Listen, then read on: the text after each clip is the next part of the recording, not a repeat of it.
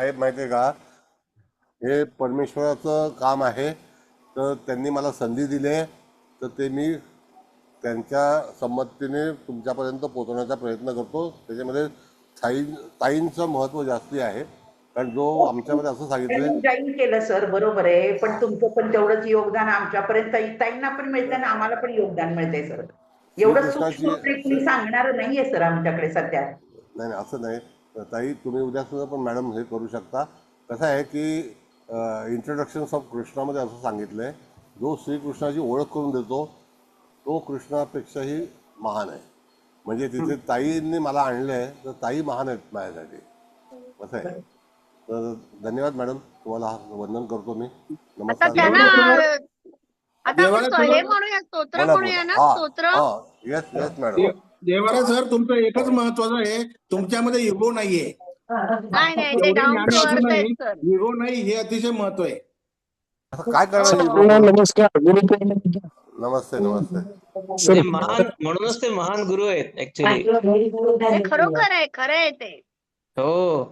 आणि ते गुरु म्हणजे देव आणि आपल्यामधला मीडिया आहे, त्याच्यामुळे त्यांच्या मार्फत सगळं ज्ञानार्जन आपल्याला येतंय. होत आहे. बघा ना, करकेचा गुरु आणि आता पुनर्वसूत जाणारा गुरु देत आहेत सगळं आपल्याला लाभ. Yes yes. येस येस, आता ऍब्सोल्युटली. स्तोत्र कोण हो बोलतंय? हो, लावा ना ताई, लावा.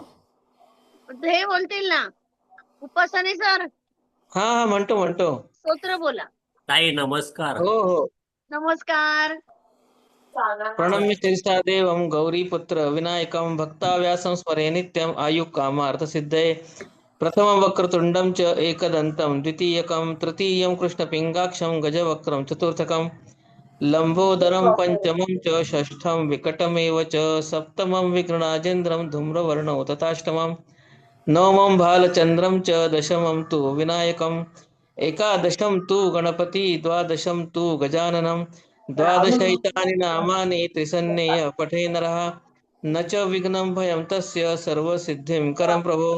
विद्यार्थी लभते विद्या धनार्थी लभते धनं पुत्रार्थी लभते पुत्रा मोक्षार्थी लभते गतिं जपेत गणपति स्तोत्रं षण्भिमासं फलं लभेत् संवत्सरेण सिद्धिं च लभते नात्र संशया अष्टभ्यो ब्राह्मणेभ्यश्च लिखित्वा या समर्पयेत् तत्सविद्यात् भवेत् सर्व गणेशस्य प्रसादतः इति श्री नारद पुराणी संकटनाशनां गणपति स्तोत्र संपूर्णम्। नमस्कार, धन्यवाद धन्यवाद सर. कुबल फार छान. मॅडमना मी होस्ट केलंय हा. हो मॅडम. नमस्कार सर. जय श्री कृष्ण. जय श्री कृष्ण. नमस्ते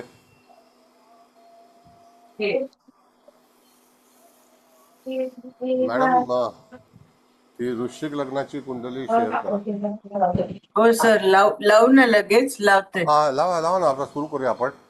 नमस्कार सगळ्यांना. नमस्कार नमस्कार. नमस्ते ताई.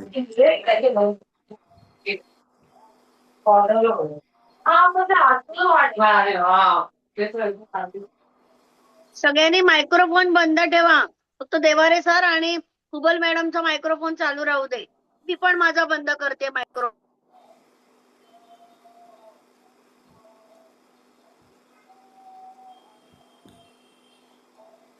हां, धन्यवाद मॅडम, धन्यवाद.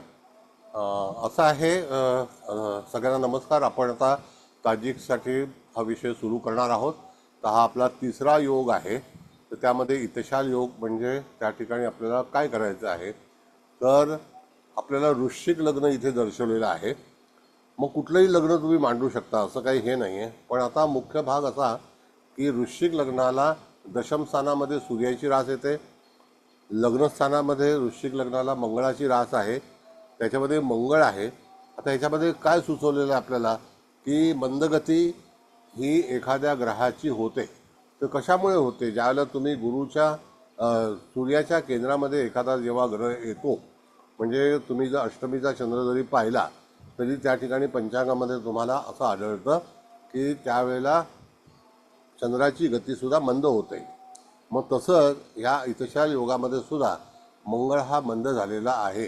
कारण का, रवी हा केंद्रामध्ये आणि दक्षिण दिशेला असल्यामुळे, तर त्यावेळेला त्या ठिकाणी दक्षिण दिशेला असेल ग्रह, तर त्या ठिकाणी तो इतशाल योग हा रवीपासून झालेला आहे.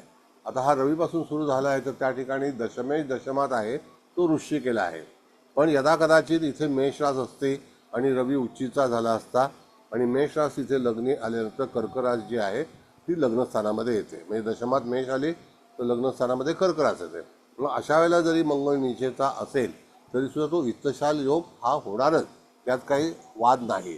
आता इत्तशाल योगामध्ये सरळ आपल्याला जर विचार केला तर त्या ठिकाणी एखादा ग्रह जर तिथे जात असेल तर एक लक्षात घ्या की हा मंगळ त्यावेळेला रवी हा त्याच्यापासून दूर गेलेला आहे किंवा रवीपासून मंगळ दूर गेलेला आहे, पण इत्यादी जे ग्रह आहे जिथे आता फुल्ली मारलेली आहे ती कुंभ राशीवरती आहे, तर ती कुंभ राशी सुद्धा जी आहे ती केंद्रस्थानामध्ये आहे, वृषभ राशी सुद्धा केंद्रस्थानामध्ये आहे.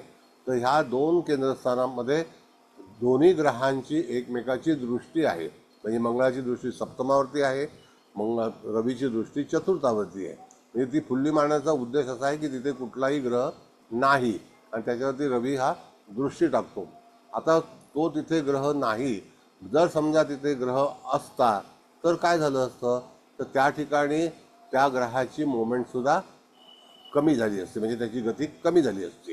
म्हणजे इथे मंगळाची जशी गती कमी आहे तशी इत्यादी ग्रह, म्हणजे आता इत्यादी म्हणजे कोण येऊ शकतो, तर गुरु येऊ शकतो, म्हणजे त्यावेळेला तो अतिवक्री असेल, कळलं. त्याच्यानंतर शुक्र बुध हे काही येऊ शकणार नाहीत रवीच्या समोर, कारण ते त्या आपल्याकडे जी स्थिती आहे तिथे रवी शुक्र आणि बुध ही याच्या आजूबाजूलाच फिरणारे ग्रह आहेत. मग शनी येऊ शकतो, मग शनी रवीचा जर समसप्तक झाला तर तरीसुद्धा तो शनी हा वक्री असेल आणि पण तो केंद्रस्थानामध्ये असेल. आता ह्याच्यावरती इत्तशाल योग हा कसा आहे की त्या ह्याच्यामध्ये दृष्टीने संबंध येणे हा सुद्धा एक भाग आहे, तसा आपल्याला विचार केला पाहिजे. पण हे ह्या कुंडलीचं फलित काय असेल, तर त्या कुंडलीचं फलित असं असेल की लग्नात मंगळ आहे, म्हणजे जातक हा जो आहे तो स्वपराक्रमी आहे, म्हणजे त्याला तिथे कोणीही अडवणारा नाही. दुसरी गोष्ट की मंगळाची दृष्टी ही चतुर्थ स्थानावरती आहे, रवीची दृष्टीसुद्धा चतुर्थ स्थानावरती आहे. ते त्या ठिकाणी जो ग्रह चतुर्थ स्थान हे दोन ग्रहाने त्या ठिकाणी दृष्टीमध्ये आलेलं आहे. तर जेव्हा चतुर्थ स्थान किंवा इत्यादी स्थाने जेव्हा मंगळ आणि सूर्याच्या दृष्टीमध्ये येतात आणि ते जर केंद्रस्थान असेल तर अशा वेळेला त्या ठिकाणी इत्तशाल योगाचा फायदा हा जातकाच्या ह्याच्यामध्ये बराचसा होतो. आता तो कसा होतो, तर 1 4 7 10 किंवा 2 5 8 11, म्हणजे 2 5 8 11 ही फणफण स्थानं आहेत आणि 1 4 7 जी स्थानं आहेत ती 1 4 7 10 जी स्थानं आहेत ती केंद्रस्थान आहेत. मग अशा वेळेला तिथे एखादा ग्रह असेल, आता इथे बाकीच्या सगळ्या गोष्टी रिकाम्या आहेत, पण उदाहरणार्थ लग्न कुठलंही येऊ द्या, तो ग्रह त्या ठिकाणी पोषक आहे का. जर त्या ठिकाणी एखादं कर्कलग्न असतं, मंगळ नीचेचा झाला असता, मग त्यावेळेला मेषेला रवी उच्चीचा असता. आता रवी स्वग्रही आहे, मंगळ स्वग्रही आहे आणि धनस्थानामध्ये त्या ठिकाणी ट्रान्झिटमध्ये जर एखादा ग्रह आला, मंगळाला ओलांडून त्या ठिकाणी त्याचा योग झाला, तर पहिली गोष्ट म्हणजे मंगळाला ओलांडून जर समजा शनी जात असेल तर कधीच जाणार नाही, हे लक्षात ठेवा. ग्रहांची गती तुम्हाला बरोबर लक्षात ठेवणं गरजेचं आहे. लग्नी मंगळ आहे तर शनी कधीही मंगळाला ओलांडून जाणार नाही, मंगळ पुढे जाईल पण शनी मागे राहील.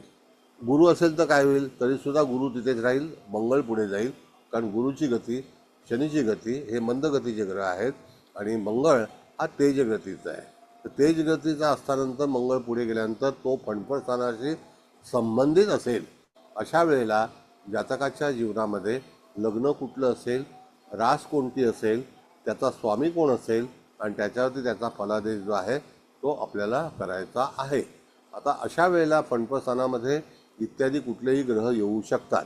त्याच्यामध्ये फणफण स्थानामध्ये आता समजा त्या ठिकाणी आपल्याला 5 आहे, 8 आहे, 11 आहे, 2 आहे. 2 5 8 11मध्ये यदा कदाचित कुठलाही ग्रह जरी आला आणि हे 2 ग्रह केंद्रामध्ये असतील तर त्यावेळेला फणफणचा आणि केंद्राचा हा संबंध जो आहे तर केंद्रातले ग्रह हे त्याला अतिशय फायदेशीर ठरतील फणफण स्थानापेक्षा. मग उदाहरणार्थ असं झालं की समजा जर गुरु हा चतुर्थात आला तर तो वक्री असेल, म्हणजे त्याची गती जी आहे ती मंदावलेली असेल, त्याला गतीचा महत्त्व आहे. जर समजा लग्नी गुरु आला तर त्याला मान सन्मान वगैरे इत्यादी गोष्टी ज्या आहेत ते त्याला निश्चित प्राप्त होतील, पण तरीसुद्धा त्याची गती जी आहे ती कमी होईल. मग गती कधी वाढेल? ज्यावेळेला सूर्य पुढे पुढे जाईल आणि तो जेव्हा 12व्या स्थानात जाईल त्यावेळेला तो अपोक्लिनमध्ये असेल, म्हणजे त्याचा फलादेश रवीचा आपल्याला मिळणार नाही. पण जेव्हा तो रवी आणि गुरुची युती होईल त्यावेळेला गुरुला बळ एक चांगलं मिळेल आणि गुरुची स्थिती उंचावेल, म्हणजे त्या लग्नस्थानाला गुरु आणि सूर्य हे दोन्ही ग्रह अतिशय उत्तम फलादेश देतील, असा हा इतशालमधला एक योग सुचवलेला आहे. म्हणजे योगासाठी आवश्यक कुठल्या कुठल्या गोष्टी आहेत तर त्या आपल्याला पाहता आल्या पाहिजेत. आता जर समजा कुंडलीमध्ये आपल्याला यदाकदाचित मूळ जन्माच्या वेळेला जर स्थिती अशी असेल की त्या ठिकाणी सूर्याला पहिलं आपल्याला लक्षात ठेवायचं आहे. सूर्य लग्नी पण येऊ शकतो, मंगळ दशमात पण येऊ शकतो, कारण का की हे जे ग्रह आहेत हे सतत जास्ती गतीने फिरणारे असतात. पण त्यामध्ये आणखी एक भाग असा आहे की प्रत्येक 3 वर्षानंतर रवी आणि मंगळ यांचा षडाष्टक होतो, समसप्तक होतो, मृत्यू षडाष्टक होतो आणि प्रीती षडाष्टक पण होतो. पण तो 180 दिवसासाठी तो जो ग्रह आहे तो तिथून हालत नाही. आता कसं होतं की मागच्या वेळेला पण अशी युती समसप्तक योगामध्ये झाली होती. जोपर्यंत त्याला रेग्युलाइज होणार नाही तोपर्यंत तो मंगळ जो आहे तो 180 दिवस त्याच ठिकाणी वास्तव्य करणार. तर त्यावेळेला तो त्याची स्थिती कशी असेल तर त्याची स्थिती अशी असते, एकदा वक्री, पुन्हा मार्गी, पुन्हा वक्री आणि त्याच्यानंतर पुन्हा अतिवक्री. आता अतिवक्री म्हणजे समसप्तक योगामध्ये अतिवक्री. मागे असेल म्हणजे सूर्यापासून 6वा तर त्यावेळेला तो वक्रीला आरंभ होतो, वक्री ग्रहाला आरंभ होतो. मग जसा जसा सूर्य हा जेव्हा जाईल, तर मी तुम्हाला एक उदाहरण सांगतो की हा रवी आपण जर भाग्यस्थानात बघितला आणि त्याच्या समोर जेव्हा त्या ठिकाणी मंगळासारखा ग्रह आला आणि तो 6 महिने तिकडेच घुटमळत राहणार आहे एकाच राशीमध्ये, त्यावेळेला तो राशांतर कधी करेल तर जेव्हा रवी हा केंद्रस्थानामध्ये येईल किंवा त्याच्या समसप्तक योगात येईल त्यावेळेला मंगळाची पकड 6 महिने म्हणजे 180 दिवस ही तिथेच असेल. त्याच्या अगोदर तो वक्री असेल, तो पराक्रम स्थानात असेल किंवा आणखी इत्यादी जसं लग्न असेल त्याप्रमाणे, पण तो रवीच्या योगात नसेल.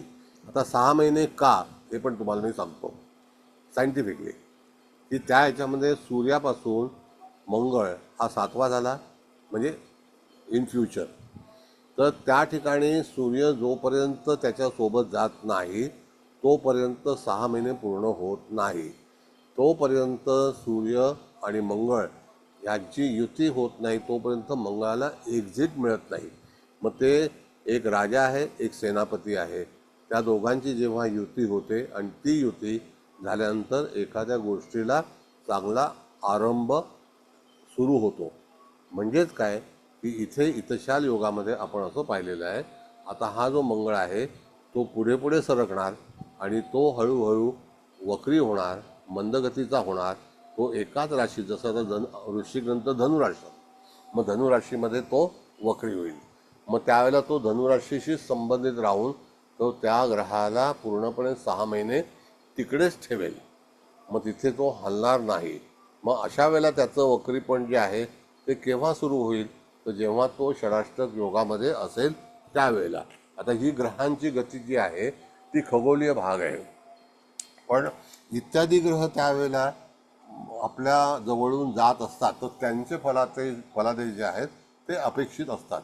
म्हणजे मंगळ जेव्हा स्थिर असेल, एकाच राशीत असेल, त्याला तो 6 महिने एकाच राशीची फळं आपल्या जीवनामध्ये देत असेल, पण गोचरीची त्या ठिकाणी इत्यादी ग्रह जे आहेत त्यांची हालचाल जी आहे ती व्यवस्थित असते. मग एखादी पत्रिका आपण जर पाहू तर त्यावेळेला मंगळ गुरुची युती पण होऊ शकते, मंगळ शनीची युती पण होऊ शकते. मग अशा वेळेला जर समजा त्या ठिकाणी जातकाच्या मंगळ शनीची युती असेल आणि जेव्हा मंगळ हा दीर्घकाळ वक्री राहिला तर तसा शनी दीर्घकाळ वक्री राहत नाही. शनी जास्तीत जास्त 127 दिवस, 128 दिवस. आता शनी महाराज काल स्तंभी होते, आज ते मार्गी झालेले आहेत पण वक्री झालेले आहेत. मग अशा वेळेला ते 127 डेज, 28 डेज त्या जोड्याप्रमाणे ते त्या ठिकाणी वक्री किंवा मार्गी होत असतील. पण तरीसुद्धा मंगळ हा 180 डेज त्या स्थानामध्ये राहीलच. मग अशा वेळेला तुम्हाला बघितलं पाहिजे की वर्तमान स्थितीमध्ये जेव्हा आपण कुंडली पाहणार आहोत त्यावेळेला मंगळ हा दीर्घकाळ वक्री झालेला आहे का त्या राशीमध्ये. कारण त्या राशीला वक्री होण्यासाठी मंगळाला 3 वर्ष भ्रमण करावं लागतं. कुठलं? खगोलीय.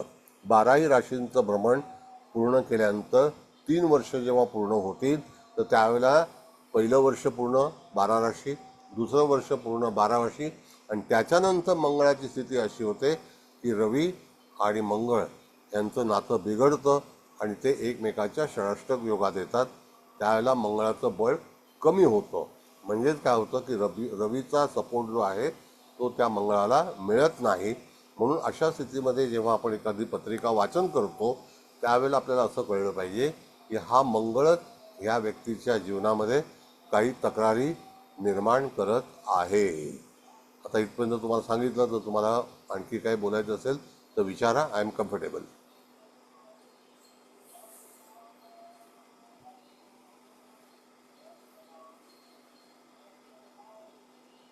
म्हणजे ग्रह हा खगोलीय भाग जो आहे तो आपल्याला विचारात घेणं फार गरजेचं आहे. याच्यामध्ये हे जे मंगळाचं सायन्स तुम्हाला मी आता सांगितलं एक विज्ञान आहे. ते विज्ञान आपल्याला आपल्या पुस्तक लिखाण करणाऱ्या माणसांनी काही दिलेलं नाही. आता आटले सर आपल्याला काम करतात, चांगलं आपल्याला मार्गदर्शन करतात. उद्या ते नमूद करू शकतील की why this thing happen in life because of the Mars is not in good position. Sir नमस्कार. नमस्ते, बोला साहेब.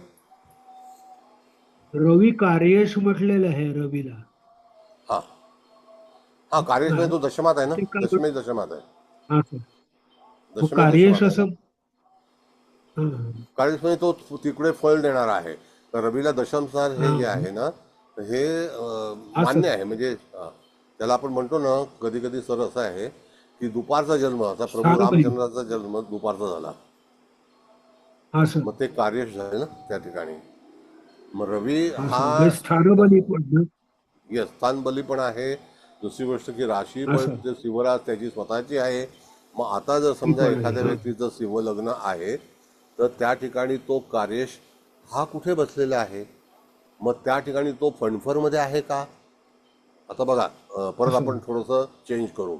एखाद्या वेळेला रवी समजा लग्नामध्ये नाही आहे पण शिवलग्न आहे, त्याचं लग्न आहे स्वतःचं, बरोबर आहे. मग तो जर समजा मिथुन राशीमध्ये आला तर तो कार्यश झाला. तो जर वृषभ राशीमध्ये आला तो आणखी कार्यश झाला. म्हणजे दशमात आल्यानंतर त्या व्यक्तीच्या जीवनामध्ये त्याला लवकर संधी मिळते. म्हणजे केंद्र आणि फणफर याच्यामध्ये आपण जर बदल केला तर फलितामध्ये कसा बदल होतो की केंद्राच्या नंतर लाभस्थान येतं. आपण अँटी क्लॉकवाईज गेल्यानंतर बघा काय असतं, हो सर. नाही का. हां हो आटले सर. सर. हो सर. मग त्यावेळेला Thank you, त्याला sir. येस म्हणजे तिथे रवी हा कार्यश आहे, मंगळ हा केंद्रामध्ये आहे. पण मंगळाची स्थिती जी आहे ती पुढे जाऊन तो पुढे गेल्यानंतर तो किती अंशाला आहे तर त्या दरम्यान आता जर तुम्ही बघितलं तर तिथे मंगळाला 6 महिने तिथे वास्तव्यच करावं लागेल. म्हणजे जोपर्यंत हो, सूर्य sir. जाऊन त्याला भेटत नाही तोपर्यंत. म्हणून पत्रिका पाहताना आपल्याला मंगळाची स्थिती ही सूर्यापासून किती अंशावरती आहे.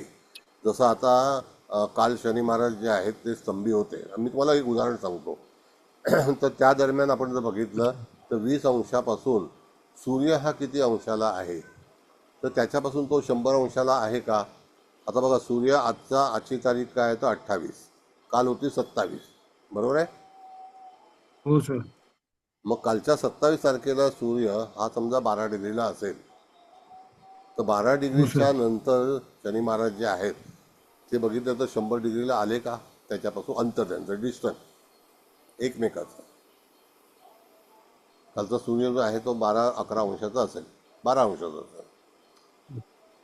जर समजा आता कर्क राशीमध्ये सूर्य आहे. हा सर. 100च्या आसपास आले. बरोबर आहे. हा सूर्य 11 डिग्रीवर आहे. सूर्य 11 डिग्री आहे. सूर्य किती 18 आहे का. 11 11. हा म्हणजे 10-11 डिग्रीवरती आहे. आणि शनी 20 डिग्रीवर आहे. हो म्हणजे 100 डिग्री झालं का साहेब. 11 आणि हो जवळजवळ येईलच म्हणजे ते आता 100 डिग्री आहे ना. हो सर. हा, मग होय 100 डिग्रीला तो स्तंभित होणार. हा सायंटिफिक रिपोर्ट आहे. हा म्हणजे तो थांबणारच हं, हं. 100 हो हो डिग्रीला. सर. कारण हो सूर्य जोपर्यंत त्याला परमिट करत नाही, आता सूर्य उद्या त्याला परमिट करेल की तू आता वक्री हो. मग आपण जे लिहितो ना की वक्री झाला, हो नॉट इट, हो बरोबर अजूनपर्यंत आहे नाही. हा, म्हणजे हो हा खगोलीय भाग जो आहे ना सर, तो हो ना आपल्याला हो ना माहिती असायला हवा फलिताच्या वेळेला. हो ना म्हणजे हो ना म्हणजे तो फलिताच्या वेळेला आपल्याला लक्षात असणं गरजेचं आहे. जसं आपण हो बघा सांगितलं की राशी कशा निर्माण झाल्या. कर्क बरोबर राशीपासून मिथुन जन्माला आली, मिथुनानंतर वृषभ जन्माला आली, हो तसं सीमेमध्ये कन्या रास जन्माला आली, तूळ रास जन्माला आली. मग मध्य जो आहे तो शुक्राचा आणि 2 शुक्र बघा, वृषभेचा आणि तुळेचा, दोन्ही तुळाचा हो एकमेकापासून त्या ठिकाणी दुसऱ्या याच्यामध्ये आले. म्हणून तिथे तूळ रास आणि वृषभ रास चंद्र आणि सूर्यापासून जन्माला आल्या. बरोबर आहे मग हे जे फलित आहे ना, हे या लोकांनी पुस्तकात लिहिलंच नाही कधी. नाही नाही नाही खरे हा, आता काय तो जाऊ द्या भाग, तो नाही, पण आपल्याला तो जाऊ चांगलं दे तो वेगळा शिकायचं आहे. भाव खरे हा, खरे पण आपल्याला चांगलं शिकायचं आहे. तर ताईंचा क्लास आहे, तर ताई नाही त्या नाही ठिकाणी नाही. पुढे कसं आहे बघा, मी तुम्हाला सांगतो की ह्या व्याख्यानावरती ताईंची इच्छा असेल तर ताई भरपूर काही करू शकते. खरे खरे हां, असं आहे. तर त्या ठिकाणी म्हणजे आपल्याला जे सायंटिफिक काही लोकेशन आहे, जसं आपण लग्नकुंडली बनवताना प्रथम स्थान आणि दशम स्थानाची बेरीज करून दशम स्थान आपल्याला निश्चित करायचं असतं की दशम स्थान किती अंशाचं आलं. हो मग तशाच प्रकारे दशम स्थानाचे जे अंश काढतो त्याला कारण तेच असतं. मग आता ताजिकमध्ये काय आहे की ह्याच रवीवरती जसं रवीची मोमेंट असेल, तर इथे कुठलं साल आहे हा भाग नाही आहे. ही जी मोमेंट आहे त्याच्यामध्ये गुरु पंचमात येतो. तर ह्या ह्याच्यामध्ये कसं आहे सर की पंचम स्थानापेक्षाही लाभस्थान हे भारी आहे. म्हणजे ते हा महत्त्वाचं आहे. का माहिती आहे का की दशम स्थानात केलेलं कर्म जे आपल्याला लाभ मिळवून देणार आहे का. तर एखादा जातक जेव्हा वयामध्ये येतो तेव्हा त्याचं अर्निंग पॉईंट तयार होतो. तर कर्म केल्याचं फळ मिळेल का त्याला, म्हणजे आर्थिक, हम्म आर्थिक, म्हणून हो ना त्याला हो लाभस्थान म्हटलेलं आहे. हो आणि आपण काय केलं त्याला मित्रस्थान म्हटलेलं आहे. That is wrong. Friend, 5th house जी आहे ती आपले मनोरंजनाचं स्थान आहे. ते correct how you enjoy your life, it is called 5th house. Right entire enjoyment जी आहे ती पंचम स्थानावरून आहे. आणि बरोबर जर समजा त्या ठिकाणी लाभस्थान जर बलवान झालं, मग ते कुठल्याही ग्रहाने होऊ द्या, पण राहू केतू हो नाही पाहिजे. हम्म मग त्या ठिकाणी तुम्हाला लाभस्थान हे पंचम स्थानापेक्षा अति महत्त्वाचं आहे. आता लाभ म्हणजे आर्थिक काही गोष्ट. मग सेकंडरी पोझिशन बघितली आपण तर धनस्थान फंडप्रस्थान आहे. तिची जर हो पोझिशन चांगली असेल तर निश्चित तुम्हाला धनप्राप्ती होणार. कारण ती स्वतःच्या नशिबातलं धन आहे. आणि तुम्ही जो उद्योग किंवा कर्म केलेला आहे, नोकरी केलेली आहे, त्याचं धनस्थान आहे ते. बरोबर म्हणून तिथे लाभस्थानाला हे महत्त्व. मग आता अशी चौफेर कुंडली जेव्हा आपण फिरवतो त्यावेळेला इत्यादी ग्रह जे आहेत हे कशा तऱ्हेने ऑपरेट होतील आणि ते जातकाच्या जीवनामध्ये फलादेश कसा देतील. मग ते गोचरीने देतील का, तर त्यावेळेला मग तुम्ही दीप्तांशाचा वापर अवश्य करावा. ओके म्हणजे तो येऊन कधी भेटणार आहे त्याचे दीप्तांश जे आहेत ते ठरलेले आहेत. म्हणजे ट्रान्झिट मध्ये असताना कधी तो होऊ शकतो असं हां बघायचं हां, म्हणजे तो येऊन बाबा आता हा सूर्य आहे त्याला चंद्र हो येऊन, चंद्राची मोमेंट फास्ट आहे, तो कधी येऊन बरोबर भेटणार आहे. मंगळ येईल की नाही डाऊटफुल आहे. मंगळ हम्म ऑलरेडी स्टँड आहे, त्याला रवी जाऊन भेटणार आहे. हम्म पण एखाद्या वेळेला रवीला शनी येऊन भेटेल का, तर नाही. याच्यामध्ये रवी हा जो आहे मागे असेल. आता बघा साहेब की ज्या वेळेला शनी महाराजांनी मीन राशीमध्ये एंटर केलं ती तारीख हो होती 27 मार्च. हं मग त्यावेळेला 15 मार्चला रवी कुठे आला, तर त्या ठिकाणी मीन राशीमध्ये, बरोबर आहे. हो मग मीन राशीमध्ये जोपर्यंत सूर्य येत नाही तोपर्यंत मीन राशीमध्ये शनी येणारच नाही. हम्म 2005ला आलं, 5ला आला ना मार्च महिन्यामध्ये, 29 मार्च. आला हो हो मग तेव्हा रवी कुठे होता, रवी त्यावेळेला मीन राशीमध्ये जस्ट एंटर झाला होता. पहिला वडील येतील, मग त्या ठिकाणी मुलगा येईल, पुत्र येईल. मग मुलगा मग पुत्र येईल. येस, हो, असं आहे. हो, हो. म्हणजे हा एक भाग आहे. मग आता नाही, नाही. रवी हा पुढे गेला 100 अंश, त्याला तो स्तंभी करणार. आता यू वेटिंग मध्ये आहे. हाऊ हो, लॉंग? ओनली 36 hours बरोबर और आहे. 45 hours. ते जसं क्रांतिवृत्त जसं असेल त्याप्रमाणे. हो, म्हणून स्तंभी ग्रह हा दर्शवला जातो त्यावेळेला त्याची गती जी आहे ती तुम्हाला पंचांगामध्ये अचूक पंचांग जर असेल तर यू कॅन फाइंड हो, आउट. हो सर. विचारा सर प्रश्न, म्हणजे आपल्याला फलित करायचं आहे. फलित फार महत्वाचं आहे. जातक हा 12 लग्नामध्ये कुठल्याही लग्नावरती जन्माला येऊ शकतो. बरोबर आहे. हितशाल योगामध्ये लग्न कुठलंही असेल, मंगळ कुठलाही असेल, रवी हा दशमात हवा. हा, हे इम्पॉर्टंट आहे. येस. Okay, okay, okay.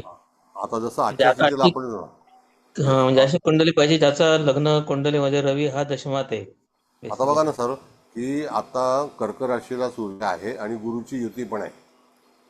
आणि आत्ताच्या दरम्यान आपण जर बघितलं, रवी गुरुची युती ही जर दशमात आली आणि लग्नामध्ये एखादा ग्रह असेल, तर आता जर समजा कर्क लग्न आपण बघितलं, मेष राशीला आता कुठलाही ग्रह नाहीये, नाही का? नाहीये, मग नाहीये, तो कुठलाच ग्रह नाही. मग तो इत्तशाल होणार नाही. पण केंद्रस्थानामध्ये गुरु रवीची युती आहे. तो ताजिकमध्ये योग कसा तयार होईल? तर आता मंगळ कुठल्या राशीत आहे आणि रवी, तर रवी हा मंगळ जो आहे हा वृषभ रवीपासून राशीत. मागे आहे, हो, म्हणजे हो, नाही का, मागे येतो. हा मागे कर्क आहे. राशीत आहे, हा वृषभ राशीत आहे. बरोबर आहे. हा, मग तो जर मागे आहे तर त्या ठिकाणी तो फणफर स्थानामध्ये अष्टमात येऊ शकतो. रवीच्या हम्म. 11व्या स्थानामध्ये. हो, रवीपासून 11व्या स्थानामध्ये आहे ना आता मंगळ. बरोबर आहे. मग तो तिथे 11व्या स्थानात फणफर आहे. येस. हो, हो. मग तो बरोबर, फणफर वृषभ मध्ये आणि येईल. हे येस. म्हटल्यानंतर 11व्या स्थानाचा झाला ना तो आता. हो ना. मग तो फणफर मध्ये येईल. तर मग फलादेश देते वेळी आपल्याला काय करायचंय सर, की कुठलीही कुंडली असेल, तुम्ही तुमच्या कुंडलीमध्ये लावा, आणखी इत्यादी कुंडली लावा, तरी सुद्धा हम्म. मंगळ हा रवीपासून 11वा आहे हे निश्चित. हा. आणि त्यावेळेला मंगळ पण फलादेश देईल, गुरु पण फलादेश देईल आणि रवी सुद्धा फलादेश देईल. ओके. Yes, yes, yes. म्हणजे तिथून तुम्हाला फाइंड आउट काय करायचं आहे, तर रवीपासून 11व्या स्थानावर आत्ता कोण आहे आणि आता आपण हा yes yes, yes yes, yes, yes. हे नेक आहे त्यातली. हा, ही येस. मेक आहे त्यातली. हा. मग ओके. आता जर समजा वक्री ग्रह झाला, शनी महाराज वक्री झाले, तर हा. त्या ठिकाणी मीन राशीत झाले, बरोबर आहे. हो. हो. आता आपण समजा कर्क लग्न लग्नी मांडलं, हा. बरोबर आहे, आणि तिथे रवी हा. गुरुची युती मांडली, हम्म. बरोबर आहे. आताची स्थिती आहे कर्क लग्न लग्नी रवी गुरुची युती, बरोबर आहे. हो. तो एक हो. योग झाला ताजिकमध्ये चांगला. आता तिथपासून जर मीन रास बघितली तर ती अपोक्लेनमध्ये येणार. हो, तो भाग्यस्थानात राहील. हा, मग त्या ठिकाणी तो शनी जो आहे तो त्या रवीचा किंवा त्या व्यक्तीच्या उपयोगाचा नाही. त्याला फलित जे आहे ते रवी गुरु मध्येच मिळणार आहे आणि मंगळामुळे ओके, मिळणार आहे. Okay, okay. शनी फलित देणारा प्लॅनेट त्या कुंडलीमध्ये नसेल. नसेल त्यावेळेस. Okay, okay, okay. हा, हा संदर्भ जेव्हा तुम्ही घ्याल तर तुमचं ज्योतिष पक्क होणार ताजिकमध्ये. नक्कीच सर. कारण का आता तुम्ही कसं म्हटलं की रवीपासून तो वृषभ राशीमध्ये, म्हणजे तो 11वा आहे. हो. मग रवीपासून तो जर समजा रवी पुढे गेला तर त्यावेळेला तो गुरुच्या पुढे जाईल रवी. मग तो गुरुच्या फणफर स्थानामध्ये असेल, हम्म. नाही का. हो, नेक्स्ट हाऊस. हा. हा, मग त्यावेळेला जर समजा तो केतुयुक्त झाला तर तिथे योग होणार नाही गोचरीचा. कारण तो केतू तिथं बसलेलाच आहे सिंह राशीत. येस, मग इट इज नॉट परमिटेड. हम्म. मग तिथे गुरुच फलादेश देणारा ग्रह असेल. ओके. रवी हा त्या ठिकाणी फलादेश देणारा प्लॅनेट नाही. भारी लॉजिक आहे एकदम, बरं का. हा, Yes, yes, yes. This is the thing. आलं लक्षात. केतू किंवा राहूच्या सान्निध्यात आला की तो तिथे फलादेश देणार नाही. नाही, त्याचा कंट्रोल आला, म्हणजे तिथे तो म्हणजे तो नॉट मोडून परमिटेड. जाईल तिथे. हा, मोडून जाईल तो. हा, हा. मग आता जर समजा हेवी प्लॅनेट जे आहेत ते जर हा. चांगल्या ठिकाणी असतील, मी उदाहरण Yes. तुम्हाला देतो. हेवी प्लॅनेट म्हणजे इथे कक्षेच्या पलीकडचे ग्रह. आता आपण थोडंसं विचार असा केला, धनु लग्न आणि लग्नेच अष्टमात आपण म्हणतो, कर्क राशीला उच्चीचा होतो, आणि अशी व्यक्ती राष्ट्रपती होऊ शकते. पण त्यांना सुरुवातीची कष्ट जी आली तर त्या ठिकाणी लग्नी धनु लग्नाला लग्नी शनी, आणि तो कष्टाचं काम दिलं, असं करत करत करिअर बनवलं, सायंटिस्ट झाले आणि ते BRC मध्ये आले आणि कसं नशीब पलटलं आणि ते राष्ट्रपती झाले. अब्दुल कलामजी. राईट. येस, म्हणजे अष्टमातला ग्रह निकामी नाही झाला. नाही नाही नाही, तो उलट पॉवरफुल होता. त्यांचं R&D मध्ये त्यांनी संशोधन करून एवढं मोठं ते केलं. मग आता त्यांचा चंद्र जो होता, तो चंद्र त्यांचा 12व्या स्थानामध्ये होता, तर त्या ह्याच्यामध्ये तो अपोक्लिन मध्ये होता. म्हणजे माझ्या सुनेच्या शेजारी राहायची ते. बापरे, किती भाग्य. ग्रेट. वालेस वालेस अपार्टमेंट म्हणून आहे आपल्याकडे, इथे वाळकेश्वरला तिकडे. मग त्या ठिकाणी ते राहायचे. पण कधी त्यांनी सवलीप मला सांगितलं की मला दरवाजा उघडायचा नाही. ड्रायव्हरला सांगितलं मी उघडणार दरवाजा, तू मला सलाम पण करायचा नाही. एवढे साधे होते, व्हेरी सिम्पल. मग हे कसं येतं, कारण लग्नी शनी. मग आपण काय म्हणू की धनु लग्न आणि कर्क रास हा प्रीती षडाष्टक आहे. पण तोच जर समजा धनु लग्नाला षष्ठामध्ये येणारी रास जी आहे ती ऋषभ आहे, ती मृत्यू षडाष्टक आहे. असं आहे. खरंय. गुरु आणि चंद्राचं नातंच असं आहे आकाशामध्ये की चंद्र always prefer the moon, Jupiter. बरोबर आहे. म्हणजे चंद्राला गुरु सोबत आल्यानंतर एक तो आनंद, म्हणून त्याला गजकेशरी योग म्हटलेला आहे. तो कम्फर्टेबलच आहे यावर. येस, असा भाग आहे. तो शनी बरोबर कम्फर्टेबल नाही अजिबात. म्हणून तर मानसिक रुग्ण तेव्हा तयार होऊन जातात शनी एकत्र आलं की. शनीचा इतका प्रचंड प्रभाव आहे की लोक काही करतात मध्ये ते. हो हो, म्हणजे कुंडली आपल्याला जेव्हा हे बोला सर बोला. नाही नाही काही नाही, मानसिक स्थितीच बिघडवून टाकतो ना तो पूर्ण. म्हणजे एकदा रवी आपण कॅच केला, आता आपण लगेच बघितलं तर लगेच शनीला आपण फाइंड आउट केलं. कुठे आलं तर भाग्यस्थानामध्ये. मग भाग्यस्थानामध्ये रवीच्या भाग्यात शनी येणं म्हणजे रवीच्या नवमात शनी येणं हे ऍडवायझेबलच नाही आहे. नाही, कारण का की तो त्यावेळेला वक्री असणार. दुसरा भाग असा आहे की त्याला स्थान चांगलं मिळालेलं नाही. मग कालांतराने रवी आणि शनी हे समसप्तक योगात येतील. बघा तुम्ही, आता थोडं पुढे गेलं की 2 महिन्यानंतर तो तिथे येईल ना कन्या राशीत. मग ते समसप्तक योगात आले. मग त्याला उदित लग्न जर वेगळं असेल, मग ते चतुर्थात झालं काय, दशमात झालं, लाभात झालं, पंचमात झालं, अष्टमात झालं, धनस्थानात झालं, तरी सुद्धा तो फलादेश जातकाला 100% मिळणार. ओके. मग तो वक्री असेल तरी, ओके. आणि तो अतिवक्री असेल तरी. आता अतिवक्री म्हणजे काय सर, की तो जास्ती प्रमाणात त्याची गती वाढवून तो मागे चालला आहे. त्याची गतीमध्ये रेट्रोगेटला वाढलेली आहे. असं आहे. तो जर रेट्रोगेटमध्ये गती वाढवतो याचा अर्थ काय की सूर्य त्याच्या बिलकुल समोर आहे. आणि सूर्य जेव्हा त्याच्या षडाष्टक योगात जाईल तर त्यावेळेला बघा की सूर्य हा अपोक्लिनमध्ये असेल.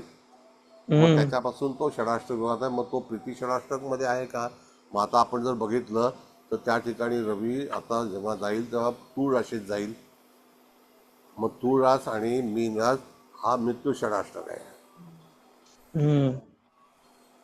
कळलं. मग ते फलित देता येणार नाही. म्हणजे तुम्हाला प्रत्येक ग्रहापासून ताजिकमध्ये फलित देण्याची पद्धती उपलब्ध आहे. बरोबर आहे. त्यांच्या डिग्री आणि त्यांचं कुठला योग करतात ते सगळ्यात जास्त महत्वाचं आहे बेसिकली. आणि स्पीड महत्वाचं आहे की कुठला ग्रह पुढे क्रॉस करून जाईल आणि कुठला मागे राहील आणि त्याच्यामध्ये किती अंतर राहील आणि त्याच्यावर त्याचं फळ अवलंबून राहील. आता बघा ना की त्यानंतर एवढ्या वर्षानंतर पुन्हा जेव्हा शनी महाराज जेव्हा मेषेला जातील तर त्या दरम्यान रवीला यावंच लागेल भेटायला. ओके. त्या कक्षेमध्ये. मग रवी जर मीन राशीमध्ये येणार म्हणजे ह्याचा अर्थ त्या ठिकाणी पुढे रवी आणि शनीची भेट युती ही निश्चित होणार. पण त्याला वेळ आहे अजून ना तसं बराच. हा पण तिथे पुढच्या वर्षी बघा ना, आता मीन राशीमध्ये पुढच्या असल्यामुळे वर्षीला म्हणजे ते 27 मध्येच हा होईल ते direct हा, एकदम मग ते. त्याला आता मेष राशी, येस, तोपर्यंत जुलै त्यांची चालू भेट होईल ना. होणारच नाही. हो, हा ऑगस्ट, महिना सप्टेंबर, ऑक्टोबर, जुलै, नोव्हेंबर, डिसेंबर, येस जानेवारी, मार्च येस मध्ये येईल तो तिथे. येस, मग ते त्यामध्ये शनी आणि रवीची युती ही डेफिनेट होणार. हो, मार्च मध्ये मार्च नक्की होणार येस त्यांची. 15 मार्चला त्यांची युती येस होईल तिथे, 15-16 येस मार्चला. येस. येस मग येस. त्याचं फलित म्हणजे जन्माला बाळ येईल त्यावेळेला हा उदित लग्न कुठलं असेल. हा. मग शनी रवीची युती ही जी आहे ही त्या जन्माच्या येणाऱ्या बाळाला लग्न कुठलं मिळालेलं आहे. हम्म. मग जर समजा शनी 29 अंशावरती असेल यदा कदाचित, तर त्याला हम्म 30 अंशावरती जाण्यासाठी रवीला सपोर्ट घेतल्याशिवाय तो 30 डिग्री कंप्लीट करूच शकणार नाही. हम्म. म्हणजे रवी शनी हे त्यावेळेला एकाच राशीत असतील त्यावेळेला त्याच्या पुढची स्टेप ठरली जाते. मग तो वार्धक्य योग त्याला आपण म्हणतो. It's a matured. ओके. वार्धक्य म्हणजे पूर्ण अनुभवी व्यक्ती झालेली आहे आणि आता तो आहे. दुसऱ्या राशीमध्ये प्रवेश करणार आहे. Okay okay it is called become matured. Okay okay sir. Okay sir. म्हणजे रवीशिवाय तुम्हाला खगोलीय जो काही भूमिका आहे ती कळणार हम्म नाही. हम्म. आणि आता जसं मग गेल्या वेळेला आपण पाहिलं तर मिथुन राशीमध्ये गुरु रेंगाळला होता बघा. एकदा बरंच बरंच जोपर्यंत हो. नोव्हेंबर महिना आला नाही 26 नोव्हेंबरला, तेव्हा गुरु कुठेतरी हालचाल मिळाली आणि मिथुनेला त्याने गती पकडली हम्म. आणि तो नंतर मिथुन राशीमध्ये प्ले करायला सुरुवात झाली आणि ते पण पुनर्वसू नक्षत्रामध्ये. हो आणि पुनर्वसू नक्षत्र अगेन अँड अगेन. हो. मग तिथेच तो त्या ठिकाणी प्ले करायला लागला आणि नंतर मग त्याला आत्ता कर्क राशीला उच्चपण मिळालं. पुष्य नक्षत्र दिलं आता. हो येस. हां, पुनर्वसूनंतर पुष्य. हो. मग पहिला त्या गुरुने शनीचं नक्षत्र दिलं आता. हो. येस. मग तिथे जे आकाश आहे ना सर, तर त्या ह्याच्यामध्ये हम्म आपण जर बघितलं तर कर्क हम्म. रास जी आहे ती पूर्वेला आहे आणि आग्नेयला आहे. म्हणजे मिथुनेला पूर्वाच्या. आद्रा नक्षत्र जे आहे ते 90 हा. अंशावरती आहे ओके. कालपुरुषाच्या. हो म्हणजे सर्वतोभद्र चक्र अकॉर्डिंग टू. बरोबर आहे. मग आद्रा नक्षत्रातून पुनर्वसू नक्षत्र येतं नंतर. मग इथं ॲक्युरेट 90 अंश आणि ते स्वर्गाचं द्वार आहे. हो. ते स्वर्ग तुम्हाला तिथून पाहता येतो. आणि जेव्हा सूर्य तिथून जाईल किंवा एखाद्या वेळेला सूर्य समजा पश्चिमेला असेल वायव्येला आणि मिथुन लग्न उदित असेल आणि त्यावेळेला तुम्हाला आद्रा आणि पुनर्वसू दिसतात आणि तिथून जर एखादा चंद्रासारखा मंगळासारखा ग्रह प्रवेश करत असेल प्रवास हम्म. करत असेल तर तुम्हाला स्वर्गाच्या दारातून प्रवास करणारा ग्रह पाहता येतो. हो. अरे वा. कसं आहे. म्हणून फलादेश करते वेळी आता हा जो इत्तेशाल आहे तर कुठूनही फलादेश जर ते करायला लागला कुठलाही ग्रह कुठलंही उदित लग्न आणि तुम्ही ज्याप्रमाणे म्हटलं की रवीच्या लाभात आता तो आहे डेफिनेटली हम्म. तिथे तो कायम राहील. मग तो हम्म. ॲडवायझेबलच आहे. तर ओके. सूर्याशिवाय तो तिथे पुढे जाऊच शकणार नाही. बरोबर आहे. आणि त्याची मोमेंट जी आहे तर सूर्य पुढे सीमेला जाईल. मग परत मंगळ कुठे येईल तर ह्याला येईल मिथुनला येईल. मिथुनेला आहे. हम्म. हां. मग ते 5 कव्हरअप. ऑगस्टला तो येईल. हो येस. मग कव्हरअप करायला वेळ लागेल ना त्याला. हो. कारण राजाच्या जवळ जाणं हा एक भाग आहे. हम्म. हो सर. मग आपण काय म्हणू सर की अरे रवी मग तो मंगळ अस्त झाला तो तुमच्या जीवनात काय फलादेश देईल. हा. हा भाग आहे. हो. Yes yes. म्हणजे कधी कधी तुम्हाला जर असा विषय असेल की आपल्याकडे एखादा हम्म जातक आला आणि रवी हम्म रवी मंगळाची युती असेल तर हम्म. धडधाकट मनुष्य जीवन जगेल. ओके. कारण का की मंगळ रवी हा स्ट्रक्चरचा कारक आहे आणि मंगळ साहसी आहे. प्रत्येक येस. गोष्टीवरती नियंत्रण करणारा हो. कसं आहे. मग त्या मानाने अरे तुम्हाला पत्रिका वाचन करताना अपोक्लिन आणि फणफर ह्या गोष्टी लक्षात ठेवल्या तर पुढे जाऊन तुम्हाला कुठल्याही तऱ्हेचा फलादेशमध्ये काहीही विलंब लागणार नाही. Okay sir. पत्रिका आल्या आल्या ताज्जिक कसं आहे आपल्याकडे प्रचलित झालं नाही ते आपलं दुर्भाग्य आहे. हा हा, नाही कोणीच त्याच्यावर काही बोललोच नाही आजपर्यंत असं, हो. किंवा कोणी लिहिलं नाही तुम्ही म्हणता तसं. येस. नाही चांगलं आहे सर, तुमच्या माध्यमातून ऍटलीस्ट आम्हाला तरी योग आला हा आता बघा सगळं ना, शिक. आम्ही जे शिकलो ना ताजिक सर, मी तुम्हाला हा. सांगतो. हो. तर आमच्याकडे 1882 सालच्या पुस्तकावरून आम्हाला आमच्या सरांनी शिकवलं. बापरे. कधी 2001 साली. आता 2001 साली जेव्हा शिकवलं, मी 2005ला शिकवायला सुरू केलं. बापरे. हां, पण तोपर्यंत अभ्यासच करत होतो. बघा. बापरे बाप. हां, तर जोपर्यंत कन्फर्म झालं नाही की मी शिकवणार ते परफेक्ट असलं पाहिजे. Great sir. हां, मग तो आता बघा किती साहेब, की 2005 आणि 26 मध्ये 20 वर्षाचा हा, गॅप गेला ना. 21 वर्ष झाले ना आता. मग 21 वर्ष मी थांबलो. हा. हे कुंभराशीचा पेशन्स आहे हा. Yes yes. कळलं? बेस्ट रास आहे कुंभरास म्हणजे. पेशन्स, खूप पेशन्स असतात. पेशन्स आहे. नाही तर मी ताबडतोब चालू केलं असतं, हे केलं असतं तर ते जमलं नसतं. हम्म. अरे. मग तिथे आपल्याला तुम्ही जे हे वाक्य वापरलं ना, ते अत्यंत उत्तम वाक्य आहे आजच्या सेशनला, की रवीपासून तो कितवा आहे. हो हो. Yes, yes sir, yes sir. रवीपासून कितवा आहे. तर रवीपासून कितवा आहे म्हणजे तो कधी पोहोचणार आहे. आणि हम्म. आजच्या याच्यावरती दीप्तांशावरती आहे ती गती जी आहे सगळी. म्हणजे आपण पहिला तिथी म्हणतो, मग आजची तिथी काय आहे, तर आज पौर्णिमा आहे, म्हणजे रविचंद्र समसप्त योगात आहेत, आहे की नाही. हो हो. म्हणजे मकरेला आहे रवी चंद्र. आहेच ना. हो, आहेच ना, आहेच ना. मग आता तो पॉझिटिव्ह पार्ट आहे. येस. मग आज ताईंकडे बघितलं तुम्हाला, त्यांना किती उत्साह होता. होतच ना, ऑटोमॅटिक. गुरु इज पॉवरफुल, सूर्य पॉवरफुल, चंद्र पॉवरफुल, अजून काय येस, पाहिजे. म्हणजे that is called the transit position in the horoscope. Yes sir, yes sir. Yes. Practically approve झालं बघा. हा, it is, it is. Yes yes. आज आपण जेव्हा पाहतो तर तेव्हा, आता उद्या जेव्हा चंद्र कुंभेत जाईल आणि रवी जेव्हा कर्केला असेल, तर तो चंद्र नर्वस असणार. कारण त्याला हा, ती नक्की प्रतिपदा नाही, प्रतिपदा आवडत नाही. हा. प्रतिपदेला चंद्र हा वीक होतो हम्म. आणि तो पंचमीपर्यंत वीक होतो, जोपर्यंत तो त्या कनेक्टिव्हिटीमध्ये येत नाही. मग त्यावेळेला आता आपण जर बघितलं, जेव्हा तो मीन राशीला जाईल त्यावेळेला, त्या दरम्यान आता बघा 5 दिवसांनी मीन राशीला जाईल की नाही. हो. 2.25 दिवस एक राशी, सव्वा 2 2.25 दिवस परत. असतात. हो हा, हो. म्हणजे 4.5 दिवस झाले. मग मीनेला गेल्यानंतर तो शनियुक्त असेल, हम्म. बरोबर आहे. मग हो ना. शनियुक्त जरी झाला तरी तो हम्म. रवीच्या एका त्या जलतत्वामध्येच आहे. हा. पण ते ओके. उदित लग्न कुठलं असेल त्याच्यावरती त्याचा फलादेश अवलंबून आहे. ओके. हा, आता बघा रवी, शनी आणि चंद्र हे युतीत आले, हरकत नाही. हम्म. पण ते हम्म. उदित लग्नावरती त्या बाळाला फळ मिळेल, जे जन्माला येईल, हा हा किंवा हा. त्या व्यक्तीला फळ मिळेल. हो. मग तिथे ती जी मोमेंट आहे, तर ती चंद्रावती तिथीला ठरलेली आहे. आणि जेव्हा चंद्र, म्हणजे आपण जेव्हा अमावास्येचा बघितला ना साहेब, तर त्या हम्म. ठिकाणी तुम्ही आत्तापर्यंत बघा, आपल्याकडे गणेश चतुर्थी येते, बरोबर आहे. हम्म. आता चतुर्थी, गणेश चतुर्थी, आता सण सुरू हम्म. झाले. हो. आता सण का सुरू झाले, कारण हम्म. काय की आत्ता उत्तरायण सुरू झालं, दक्षिणायन सुरू झालं. दक्षिणायन सुरू झाला. येस. हा, दक्षिणायन राईट सुरू राईट. झाल्यानंतर सगळे सण हो. सुरू सणवार होतात. येतात. हो. Yes.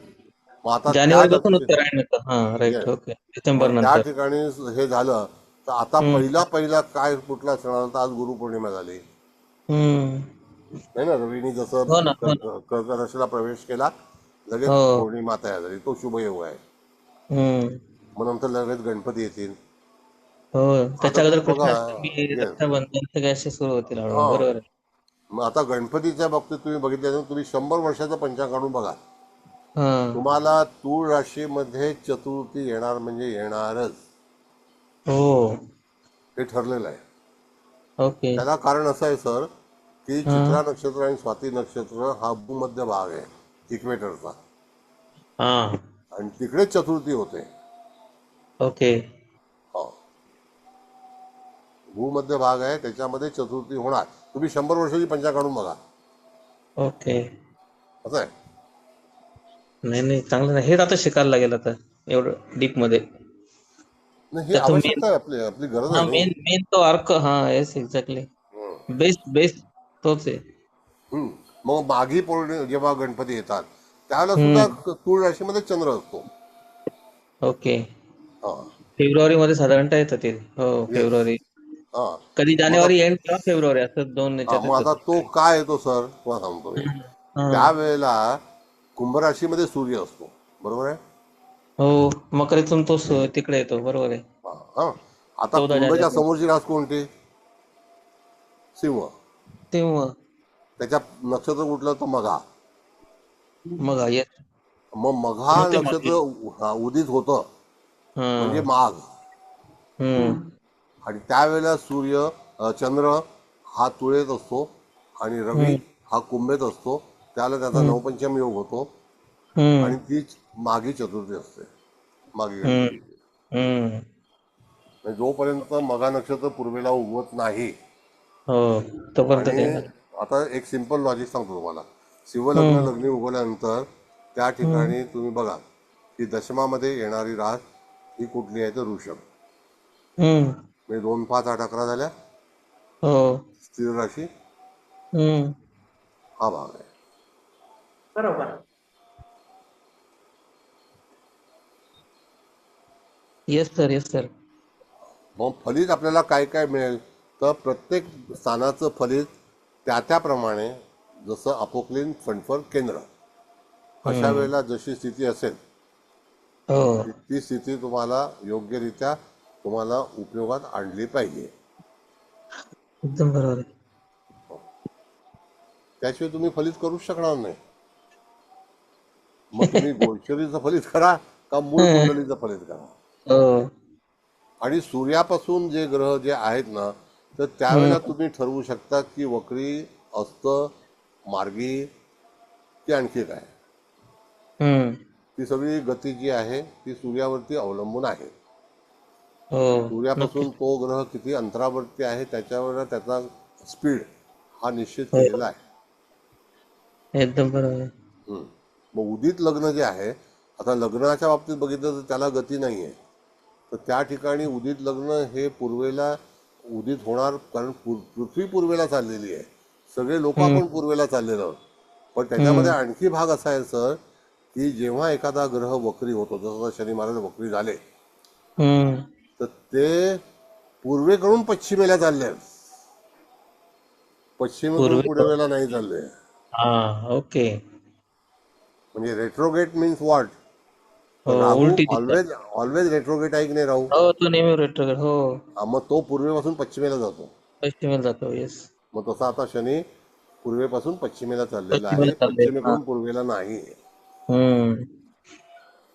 असा भाग आहे. येस. तो मागे मागे जाताना दिसते त्यामुळे. हा.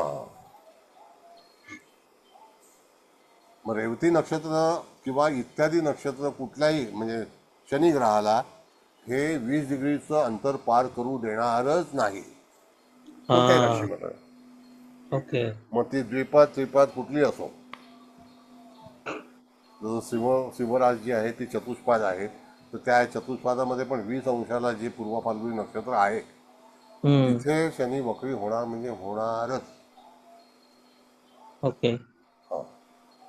मग शनीची वक्री स्थिती जी आहे ती 20 डिग्रीच्या पुढे जाणारच नाही. त्याच्यानंतर रिस्ट्रोक जेव्हा होईल तेव्हा तो परमिटेड असेल 20 डिग्री पार करण्यासाठी. ओके. हा.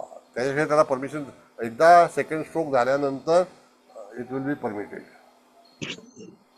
मग त्यावेळेला जेव्हा जसं आपण बघितलं तर आता सूर्य पूर्वेला आहे, त्याच्यानंतर 126 दिवस 127 दिवसाच्या नंतर जेव्हा दक्षिणेला सूर्य येईल, नैऋत्य पार करेल, त्याच्यानंतरच त्या ठिकाणी गती मिळेल रवी शनीला की तू आता मोमेंट कर आणि 20 डिग्री पुढे जा.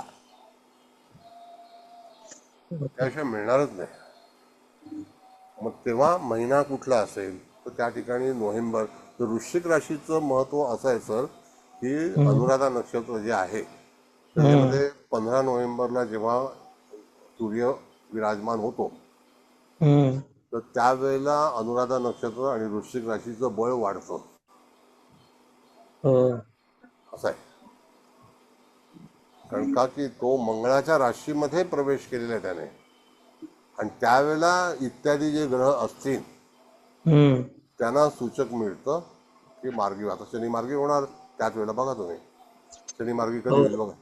त्याच वेळेस आहे. हो 138 दिवस आतापासून, म्हणजे हा, साधारणतः ऑगस्ट सप्टेंबर ऑक्टोबर नोव्हेंबरच येतं तेव्हा जवळजवळ. November 26 onwards. हो 15 नोव्हेंबरला शनी महाराज रवी जे आहेत हे हम्म वृश्चिक राशीमध्ये प्रवेश करणार, आणि हम्म त्यावेळेला विशाखा नक्षत्राचं चतुर्थ चरण असेल.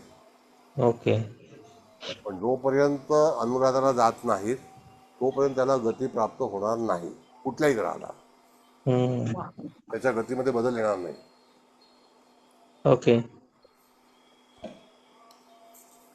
आपले आचार्य फार हुशार होते हो. त्यांनी खरंच ना, बरोबर त्या हा, ऋषीमुनीने कसं एवढं बसून एवढं केलं, खरंच कमाल आहे बा. काही म्हणा, इथे बसून हो भौगोलिक एवढं सगळं त्यांनी शोधून काढलं, काही जोक थोडी आहे. खरोखर जोक नाहीये. आणि त्याला एंडोर्स केलं नंतर नासाने की दिस इज द राईट. येस म्हणजे हजारो वर्षापूर्वी नुसत्या तपश्चर्येच्या बळावर येस.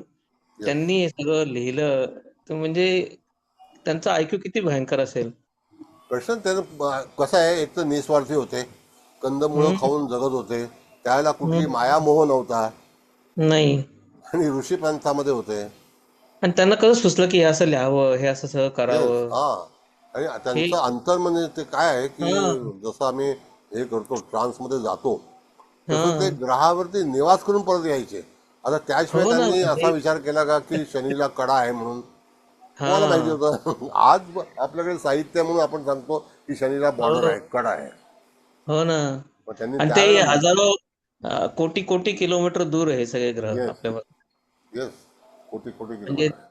मग तिथे पोहोचायलाच यानाला इतके वर्ष लागतात, आणि हे आपल्या सूक्ष्म गतीने जाऊन सगळं लिहून आणि सगळं ते पाहून आणि त्यांनी ते एवढं कसं शोधून काढलं की नक्षत्र हे स्थिरच असतात आणि येस ते येस ग्रह येस. फक्त फिरतात त्याच्या भोवती. म्हणजे हे किती विशेष आहे खरंच. म्हणजे विचार करायला गेलं तर डोकं चालत नाही. म्हणजे इट एंड्स. नाही ते ग्रेट, दे आर ग्रेट, हम्म नेवर नाही, आणि कम्पेअर. खूप इंटरेस्टिंग आहे सर. तुम्ही ज्या पद्धतीने तुम्ही शिकवताय ना, मला प्रचंड इंटरेस्ट निर्माण झाला त्याच्यामध्ये, भयंकर. कारण हे सगळं गणिती शास्त्राने सगळं शिकायला पाहिजे पुढे जाऊन, म्हणजे नक्की. थोडक्यात. कारण त्याची गती इंटू मल्टिप्लाय बाय काय होईल, तर तो कुठे येस तिथे पोहोचेल, हे आपल्याला आता बसून ते गणित करून सांगता आलं पाहिजे की बरोबर. नोव्हेंबरला तो कुठे. जसं तुम्ही आता सांगितलं तसं ते तेवढी कमांड यायला खूप वर्ष लागतील अर्थात. नाही नाही, आता पण कमांड पण आली प्रॅक्टिस, तुमच्याकडे साहेब, नाही आली. नाही, प्रॅक्टिस करायला पाहिजे हळूहळू. नो डाऊट की गती फार इम्पॉर्टंट आहे ग्रहांची, आणि त्याच्यावरच सगळं फलादेश अवलंबून आहे पूर्ण. येस. म्हणजे त्यातलं मेन जे आहे सारांश ते हे. मग आता सर समजा त्या ठिकाणी मी तुम्हाला एक उदाहरण देतो. आपले हम्म आता महाराष्ट्राचे एक नेते आहेत, त्यांच्या हम्म लग्नस्थानामध्ये त्यांचं कर्क लग्न आहे, लग्नी रवी, त्यांचा वाढदिवस होता काल, कळलं का? हम्म तर हम्म त्या ह्याच्यामध्ये लग्नी रवी आहे आणि लग्नी शुक्र पण आहे. आणि लग्नी शुक्र रवी जो आहे तर त्या ह्याच्यामध्ये असं सांगितलं शास्त्रामध्ये की सकाळचा जन्म, म्हणजे हम्म जातक जेव्हा रवी शुक्रामध्ये जन्माला येतो त्याला तो हम्म सोन्याचा चमचा घेऊन त्या घरामध्ये जन्माला येतो, आणि तो जन्माला आल्यानंतर त्या जातकाच्या कुटुंबाची प्रगती सुरू होते. ओके. येस. आणि ती प्रगती जी आहे ते 1959 साली जन्माला आले, आणि मग त्यानंतर त्या व्यक्तीच्या कुटुंबाची प्रगती सुरू झाली. पण हे जे बाळ आहे ते शेंडे फळ आहे. हम्म 2 फळं जी होती त्यांनी प्रगती केली नाही, हम्म कळलं? येस. आणि त्यांची रास जी आहे ती सिंह आहे. काय प्रश्नच नाही आता. मग आता त्या ह्याच्यामध्ये कसं झालंय की त्या राशीमध्ये जे बळ पाहिजे ते बळ जे आहे ते राहूयुक्त आहे. तो चंद्र लग्नेश राहूयुक्त आहे. That's why that person is confuse. हम्म मग आपल्याला जेव्हा उत्तर द्यायचं असेल की नाही, आता विषय निघाला म्हणून, why the person is not success, Y is confuse, का तो घाबरतोय, का ते हे होतंय, का एवढं त्याच्यापासून नुकसान करून झालं, का एवढे सगळे लोक गेले सोडून. तर त्याला आपल्याकडे उत्तर पाहिजे. हम्म. मग त्यांना तो राजयोग मिळालेला आहे धनुराशीतला शनी गुरुची युती, तो एक मुख्य राजयोग आहे आणि तो विपरीत राजयोग पण झालेला आहे. ओके. मग तिथे कुंडली कॅल्क्युलेट करताना फलादेश व्हेरी इम्पॉर्टंट. हो सर. असं आहे. म्हणजे रवी शुक्राची युती इज नॉट बॅड. आपले लोक म्हणतो शत्रू एकत्र आला, असं झालं तसं. अरे पण तुला लक्झरी किती मिळते. शुक्र हा लक्झरीचा कारक आहे. शुक्र दासी आहे, रवी राजा आहे, हो. बुध युवराज आहे. असं आहे. हो सर. म्हणजे कॅल्क्युलेट करताना तुम्हाला ती जी ताजिकमध्ये जर तुम्ही पत्रिका वाचली तर तुम्हाला ताबडतोब उत्तर मिळेल. गती अधोगती दोन्ही. ताई तुम्ही काय विचारत नाही. आपल्या फडणवीसांचं बघायला पाहिजे काय. 22 जुलैला झाला त्यांचा वाढदिवस. हो झालं. त्यांचं लग्न आणि त्यांचं दशमस्थान काय सांगतात ते बघायला पाहिजे. त्यांचं लग्न तूळ आहे, लग्नी गुरु आहे, सप्तमात शनी आहे, कुंभ रास आहे, राहू चंद्राची युती आहे, मग आतल्या गाठीचे आहेत. कुंभ नाही रास चांगलं आहे. आहे. हो. हो. आणि हसतात पण, हसलं की समजायचं की कुठेतरी 12 वाजणार आहेत. Yes, definitely. काल उद्धव ठाकरेंचा झाला वाटतं ना वाढदिवस, 27 तारीख. हो. त्यांचंच तुम्ही सांगत होते आता सगळं. Yes yes. हम्म. 27 जून. जुलै त्यांचा होता. जुलै. हा, बाबूसला यांचा होता. Yes. त्यांना ऑपॉर्च्युनिटी आली होती, नाही असं नाही, पण ते टिकले काय नाही. करणार, ते बॅड लक म्हणतात ना. त्यांना तुम्ही म्हणता तसं ते राहूने ग्रासलं आणि येस. वाट लागली मग त्यांची. ते विळखा घातला कुटुंबाने. विळखा घातला आणि त्यांचं वृत्तीच फिरली, माइंड फिरलं आणि अधोगतीकडे नेलं सगळं पूर्णपणे. Yes sir. कोण काही काही बोला. काही काही लोकांच्या अशाच कुंडल्या आहे पण की कुंडली पॉवरफुल असून सुद्धा काहीतरी राहू केतूने म्हणा, नाही तर कोणीतरी विघ्न येतात. हा असं काही त्यांच्यावर हे करतात की एक तर मग त्याचा परिणाम म्हणजे एक तर ते काहीतरी वेड्यासारखं बडबड करतात आणि मग ते जे बोल खरं राजकारणात कुठे बोलू नाही हे सांगतात. आता बघा एवढी धमाल झाली पण मोदीजी काही बोलले नाहीत. एक्झॅक्टली, म्हणजे कुठे बोलू नाही हे सगळ्यात महत्वाचं आहे राजकारणाचं. भाऊ तोरसेकर सांगतात नेहमी की बडबड करण्यापेक्षा कुठे बोलायचं नसतं हे सगळ्यात इम्पॉर्टंट असतं एवढं राजकारणात. ते काही बोललेच नाही, ते काम केलं त्यांनी, आता सगळे कामाला लागले. हा. Yes sir. बोला. आणखी कोणाला काही विचारायचं विचारा, अगदी मनसोक्तपणे, काही हे नाही. त्यांचं पण असंच आहे ना, वृश्चिकच लग्न आहे ना मोदींचं पण. नाही, आणि मोदींचं शुभ लग्न आहे, लग्नी शुक्र शनीची युती आहे. मग काही ठिकाणी असं का बरं सांगतात की त्यांचं वृश्चिक लग्न. बघा एक सिंपल सांगतो मला आम्ही, की जर शुभ लग्न आहे तर त्यांच्या घरात त्यांच्या भावाचं नाव सोमनाथ येणारच नाही. अच्छा. त्यांच्या बहिणीचं नाव वासंती येणारच नाही. हो हो. असं आहे. अच्छा, हे पण आपल्याला बघता येतं का म्हणजे. Yes yes. कारण व्ही हा जो शब्द आहे हा वृषभ राशीतला आहे आणि स हा शब्द कुंभ राशीतला आहे. हो. आणि आई जी आहे ती हिराबाई नाव आहे. हो. मग तो कर्क राशीतला भाग आहे. हो. तो वृश्चिक आणि कर्क हे जलतत्वातलं ह्याच्यातलं आहे. बरोबर आहे. वृश्चिक कर्क मीन त्यांचं शुभ लग्न आहे.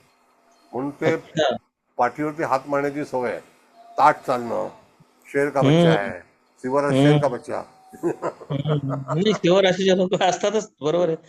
पण त्यांच्यात ते वृश्चिक राशीचं पण एक आहे ना क्वालिटी की आहे, प्रश्नच नाही. ते तर न मी काय बोलता सांगितलं बरोबर. की शिव लग्न आणि वृश्चिक राज हे कॉम्बिनेशन धडाडी खतरनाक. रवी आणि मंगळ तिथे एकत्र आलाच परत म्हणजे. येस.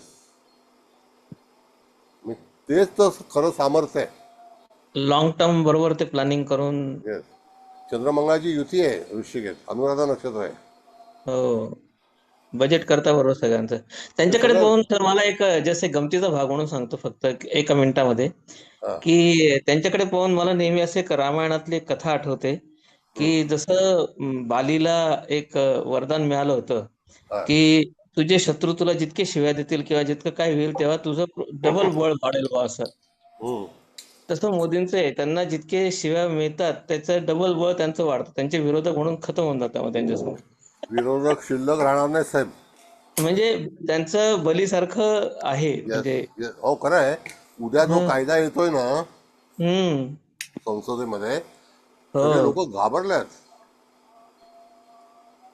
तो कायदा पास होणार. बरं. FTR आहे ना? हा, तो पास होणार. FTR टाकला नाही त्यांनी अजून, अर्थात बघू आता आपण टाकायला. टाकतील ते. हम्म, ते कसं आहे, ही राशी गूढ आहे हो, आणि त्या ह्याच्यामध्ये ते कधी हे करतील. तो हो. विंचू आहे, मागच्या बाजूने चिमटा मारेल, कळलं. विंचू त्यांना समोरून कोणाला काय वाटतं करत की ते नाही. घेणारच काहीतरी त्याचा बदला वगैरे. करतीलच ना काहीतरी नक्कीच. Yes. तो व्हायलाही पाहिजे त्यांनी विरोधकांना हो, हो, हे पण गरजेचं करायचं. आहे, गरजेचं आहे. कारण आता मोदी सध्या आपला ज्या पद्धतीने ट्रेंड चालले तर या सगळ्या युवांचे इतके ग्रह खराब झालेत की ते काय चाललंय त्यांचं काही समजायलाच मार्ग नाही. कसं भरकटले असतं सर, की काही वेळा ना भरकटले गेले. जो काही हा, करतोय ना त्याला करू द्यावं, नंतर त्याचं प्रायश्चित पण त्यांनीच भोगायचं आहे. हो ना, पण आता हे भीती खटले वाटते चालू कधी होतील. कधी त्या हो, पद्धतीने चालू ते भीती वाटते अक्षरशः. काय चाललंय, कुठे चालला युवा आपला. बरोबर, ते पण आहे. पण ते नाहीच वळणार. आता त्यांना शिक्षा केल्यानंतर मिळेल. आज सगळे लोक घाबरले. एनिवे तो फार वेगळा विषय, आणखीन जाऊ दे, आपण काही येस, राजकारणावर बोलत नाही इथे बरोबर, एवढं. पण ठीक आहे. पण काही जणांच्या हा, पत्रिका आपण याच्यासाठी अभ्यासासाठी बघायच्या, आपल्याला काही त्याच्याशी काही घेणं देणं नाही, नक्की आपण काही काय घेणार राजकारणाशी नाही, संबंधित बरोबर आहे. नाहीये. पण अशी घटना का घडते किंवा असं का होतंय हे तुम्ही जे सांगितलं आता ताजिकवरून किंवा आपण जे सध्या शिकतोय त्याच्यावरून, तर आपण पण त्याचा अंदाज लावू शकतो ना डेफिनेटली, बघा आता, की हे का तुम्ही होत जर असेल बा. पाहिलं, तुम्ही साहेब पाहिलं, तर हम्म, जेव्हापासून केतू सिंहराशीला आलेला आहे हम्म, तेव्हापासून त्यांच्या शनी आणि शुक्र ह्याच्यावरून चाललेला आहे. आता जेव्हा चंद्र हा त्यांचा जो आहे तो हम्म, वृश्चिकेचा आहे, तो चतुर्थात बलवान आहे. जरी तो हम्म, नीचेचा असला तरी मंगळासोबत आहे. तर मानसिक हम्म, धाडस, काश्मीरवरती झेंडा फडकवणं साधं काम नाही. 370 नाही, नष्ट करणं नाही. मग तशा नाही. देशामध्ये आत्ताची स्थितीमध्ये केतू हा त्यांना त्रासदायक ठरलेला आहे, कारण तो लग्नाहून चालला आहे. हम्म. असं आहे. तो गुरु आता सप्तमात, डिसेंबर मध्ये चेंज होईल तो आता म्हणजे. हा. हो, गुरु सप्तमात आहे हम्म, आणि तो राहू चाललेला आहे. हम्म. म्हणून आर्थिक स्थितीमध्ये काही ते डिसिजन घेत नाही. असं आहे. ओके. मग अरे वा, आता, खूप. हा बरं, आता हा, बोला. ह्याच्यामध्ये आणखी तुम्हाला काही पत्रिकेमध्ये बघा विचारायचं हम्म. असेल तर विचारा. काही प्रॉब्लेम नाही. I am comfortable. फार जबरदस्त आला त्याचं संभाषण, छान झालं एकदम. म्हणजे मला पुष्कळशे कॉन्सेप्ट क्लिअर झाले आता. मॅडम, पत्रिका काढताय का तुम्ही?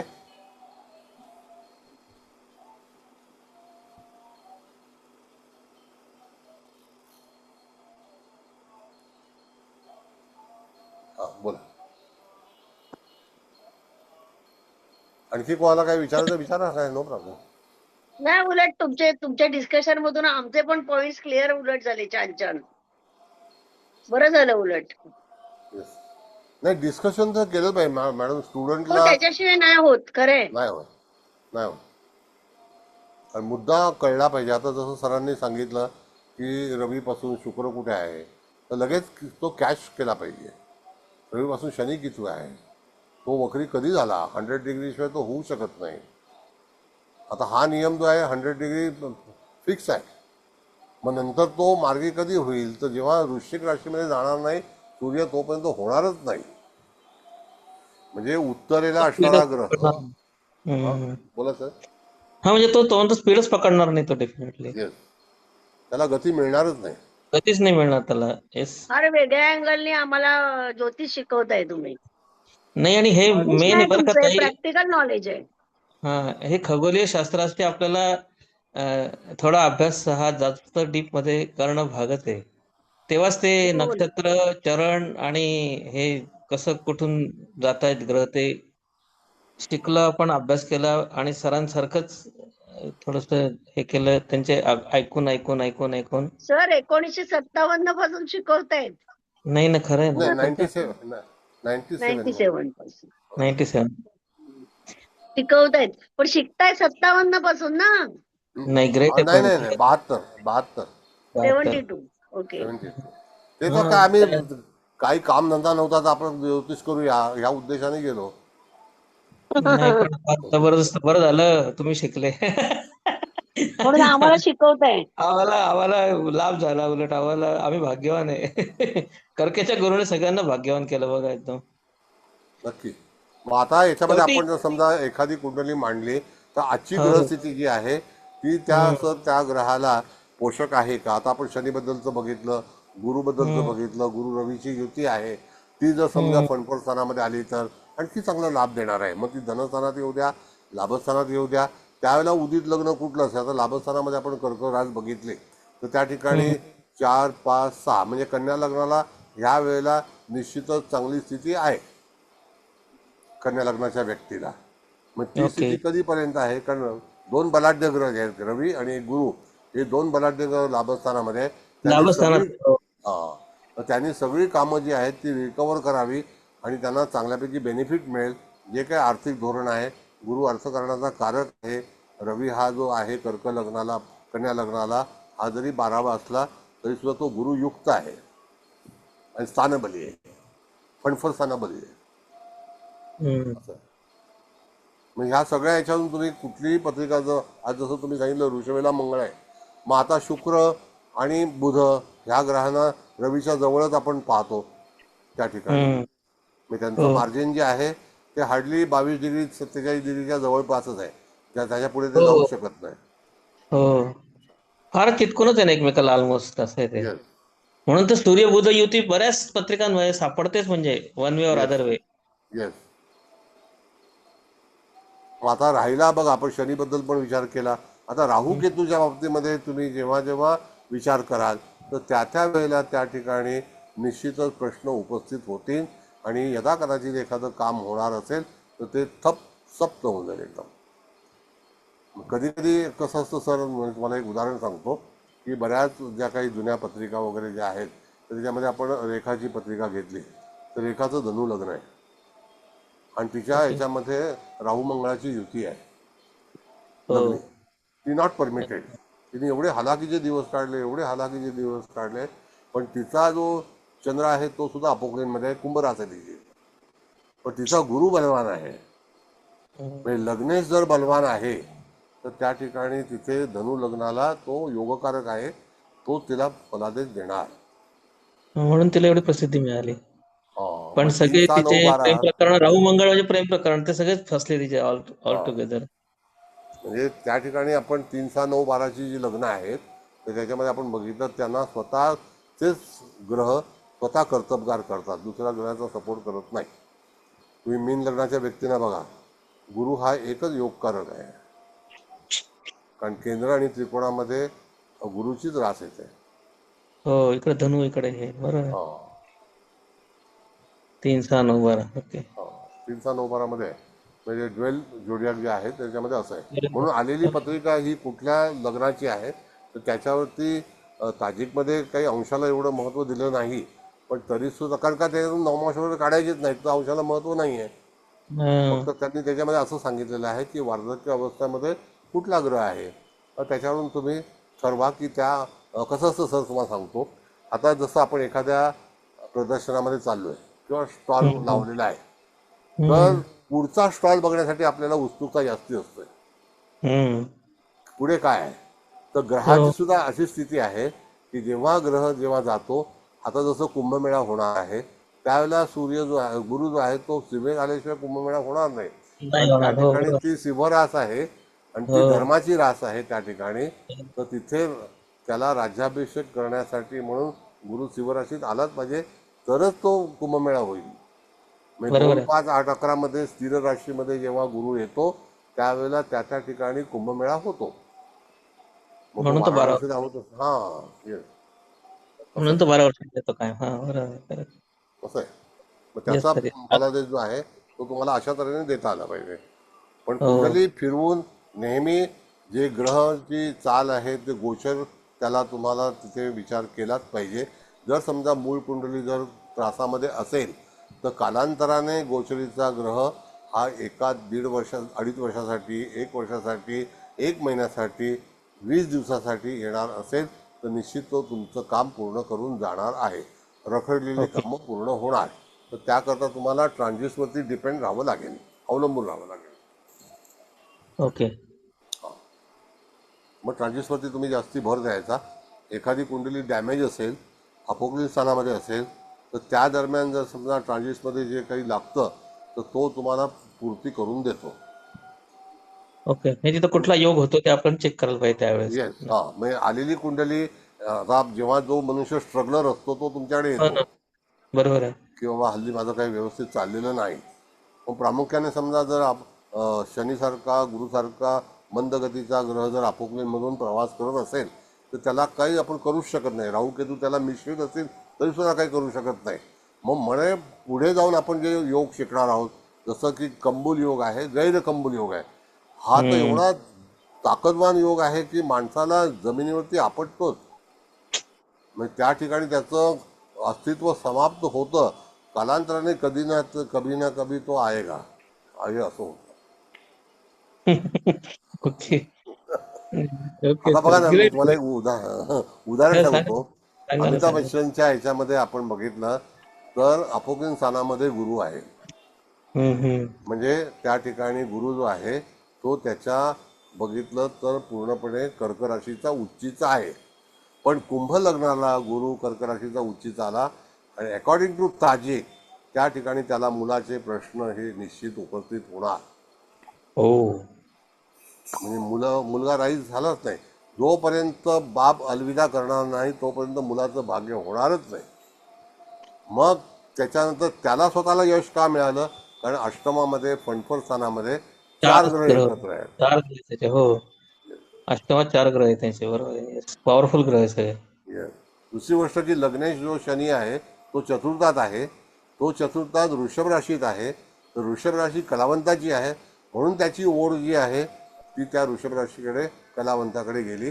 आणि त्याच्याकडे शुक्राच्या 2 राशी आहेत, एक तूळ आणि एक वृषभ. त्याच्यामध्ये सगळे ग्रह आहेत. चंद्र पण आहे आणि शनी पण आहे. मग वृषभ रास जर आणि तूळ रास जर भरलेली असेल तर जातक हा कलावंतामध्ये निश्चितच यशस्वी होऊ शकेल. पण अधोगती पण येते. आता गुरु उच्चीचा असल्यावरती पण त्याला कष्ट आलेच. अप्स अँड डाऊन पुष्कळ झाले त्याच्या आयुष्यात, हा, पण त्याची कीर्ती तशीच राहिली अजून सुद्धा. येस. नेम फेम तसंच राहिलं. येस, पण व्हेरी हार्ड पॅच त्याने पाहिलेला आहे.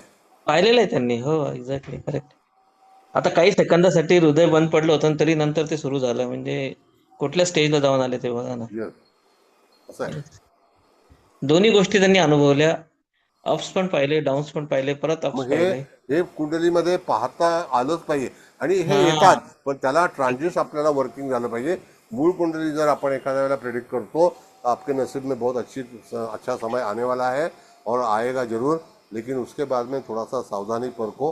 तर ताजिकमध्ये असं सांगितलेलं आहे की बाबा तुम्ही अपोक्लिस याच्यामध्ये ग्रह किंवा गैरकंबुल योग जर होत असेल 12वं, 6वं, 3रं आणि 9वं, तर कधी ना कधीतरी घात होणार. अहो साहेब, मोरारजी देसाईचं झालं, राजेश खन्नाचा घात झाला. एवढा पॉप्युलर व्यक्तीचा जर घात होऊ शकतो, आपलं हो काय? ना, हो ना. Morarji Desai is prime minister of India. हो हो ना, हो ना. हा, it doesn't have the place. असं आहे.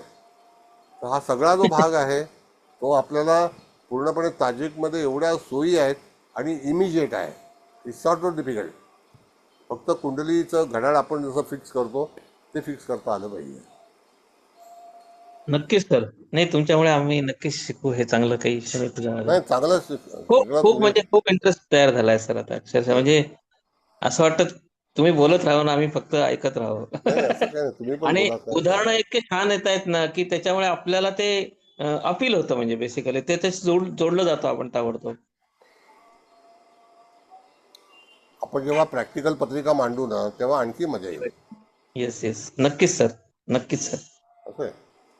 नक्कीच सर, नक्कीच. मग आणखी बोला, कोणाला काय विचारा काय. असं काही हे नका करू. सगळ्यांनी विचारा, मी एकट्याने आम्ही जसं चाललं होतं. नाही, काही सगळे प्रश्न प्रॉब्लेम असेल तर सॉल्व्ह व्हायला लागलेत, काळजी नाही. हां बोला मॅडम. जे काही आहे प्रॉब्लेम ते सगळे सॉल्व्ह व्हायला लागलेत म्हटलं. अच्छा अच्छा. नाही, आता तरी सुद्धा बघा कसं आहे. सगळ्यांनी, रवी मंगळ किती पॉवरफुल आहे आपल्या कुंडलीमध्ये. Yes. बरोबर आहे. हा नक्की. केंद्रात आहे का ते चेक करा सगळ्यांनी. आहे ना, आहे ना. बरं, मग काय तर. आता कसं आहे म्हणून सर, तुम्हाला, आपण जर हा हा बोला. बोला बोला बोला आपण सर. जर हे बघितलं ना, जर आता तुम्ही पंचांग जर पाहिलं तर तुम्ही बघा, महिने पुढे जा पुढे जा पुढे जा, पानं उलटवा, तरी सुद्धा तुम्हाला रवी मंगळाची युती मिळेल का? तर त्यावेळेला जे काही युती जी येते तर ती बलवान एक युती होते, आणि त्यावेळेला त्या घटना ज्या आहेत त्या पॉझिटिव्ह आपल्याला करू शकतात. खरंय खरंय. आणि दीर्घकाळानंतर त्यांची सुटका होते आणि ते पुढे पण जातात एकमेकाची. जसं राजा सोबत सेनापती हा हवाच, हा नियम आहे. आणि राजाच्या विरुद्ध जेव्हा सेनापती जाईल तेव्हा त्याच्या जीवनामध्ये बंड होईलच. आता आहे ना काही ठिकाणी बघा सर, लग्नामध्ये रवी असतो, सप्तमामध्ये मंगळ असतो, हो. आणि बंड मग तिथे होणार. त्याचं, हा म्हणजे त्याला बंड होणार ठरलेलं आहे. बंडही होतं, प्लस तो जॉब मध्ये जरी असेल तरी तिथेही त्याला काहीतरी हे होतं, त्याचं वैवाहिक याच्यात पण काहीतरी होतं. म्हणजे ह्या घटना घडतातच 100%. येस. आणि ते मग त्या बघितलेलं पण आहे, ठिकाणी म्हणजे बऱ्यापैकी कुंडल्या अशा आलेल्या पण आहे की त्याच्यामध्ये जिथे इथे असे आपल्याला मिळाले स्थानं आणि त्या त्या डिग्री मिळाल्या बऱ्यापैकी, तर मग ते येतच नाही, तसं तुम्ही म्हटलं त्या पद्धतीने आणि होतच. कसं आहे सर, तुम्हाला सांगतो मी, बंड हे जिवारी लागतं. हम्म. आता इथे जे बंड झालं ते जिवारी लागलं, ते विसरू शकत नाही, रात्रंदिवस आठवायला लागतं. नक्कीच नक्कीच. So why this thing happen in life? Because of the planetary position. सक्का भाऊ बंड करू शकतो, हो ना. नाही का? हो त्यांच्या खरंय. दुसऱ्या भावाचं कुंडली जी आहे, मी तुम्हाला सांगतो, त्याचं मेष लग्न आहे आणि त्याची मीन रास आहे. हम्म. आता तो किती भाग्यवान आहे तुम्हाला सांगतो, त्याचा लग्नामध्ये त्याचा गुरु जो आहे तो कर्केला उच्चीच आहे, त्याची रास आहे मीन. आणि मीन राशीत मीन लग्न आहे, सॉरी मीन लग्न आहे, मेष लग्न आहे, मीन रास आहे, चंद्र मीनेला आहे. आता मीनेला चंद्र अपोक्लिन सणामध्ये आहे, बायको सोडून गेली. म्हणजे हा एक भाग आहे की तिथे गुरु उच्चित आहे आणि त्यांनी राजेशाही थाटामध्ये तो राहतो तिथे घरामध्ये. हे सगळं जेव्हा होतं तर तुम्हाला प्रेडिक्शन करायला तो आन्सरिंग पाहिजे आपल्याकडे. अगदी बरोबर. हा असं आहे, जर आन्सर नाही मिळालं तर मग काय उपयोग आहे. हो ना सर. कुंडलीतून शोध घेतला पाहिजे. त्याचा शनी उच्चित आहे, शनी सप्तमात आहे उच्चीचा, म्हणजे तुळस 1900. आहे. हा तुळेचा शनी 54 सालची गोष्ट आहे. शनी रवीचा आता बघा, तुम्हाला मी सांगतो सर, आता जर तुम्ही बघितलं तर 1964 साली जी स्थिती होती ती स्थिती आता गुरु शनीच्या नवपंचम योगात जलतत्वामध्ये आलेली आहे. 1964ला आणि 65ला मिनेला शनी, 67ला सॉरी 66 म्हणजे आज 60 वर्ष झाली. 60व्या वर्षी गुरु शनीचा हा नवपंचम योग झालेला आहे. हा बघा. असं आहे. बापरे. 1966 मध्ये हा योग झाला होता, आता 2026 मध्ये होतोय. किती वर्ष लागले त्याला बघा, 60 वर्ष लागले. येस. म्हणजे खगोल जर आपल्याकडे खगोल. म्हणजे मीन राशी तू कर्क राशी, असं सांगतो मी तुम्हाला. हा मीन तू कर्कच. हा बाकी नवपंचम असे बरेच झाले. नाही मीन तू कर्कच पाहतोय आपण. येस, त्यांनी आणि गुरुच पाहतोय.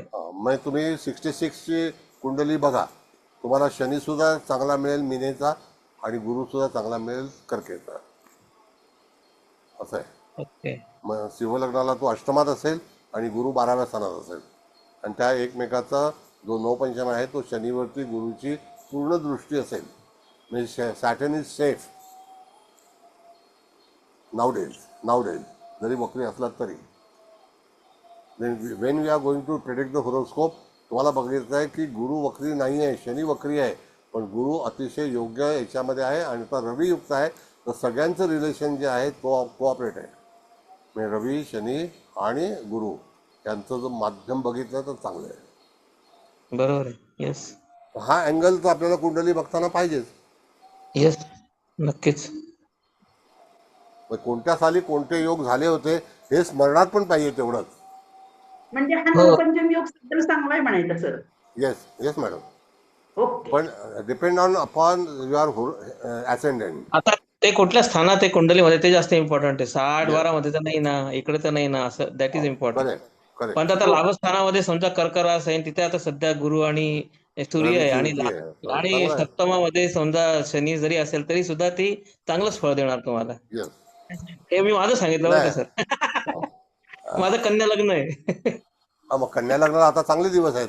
हा चांगला दिवस आहे ना, तेच सांगतो ना. सध्या सगळं सर माझी जे- 67 ची आहे. 67 20 जून आणि वा. माझ्या अष्टमात शनी आहे आणि हो. कर्क राशीमध्ये माझा गुरु आहे व्यय स्थानात.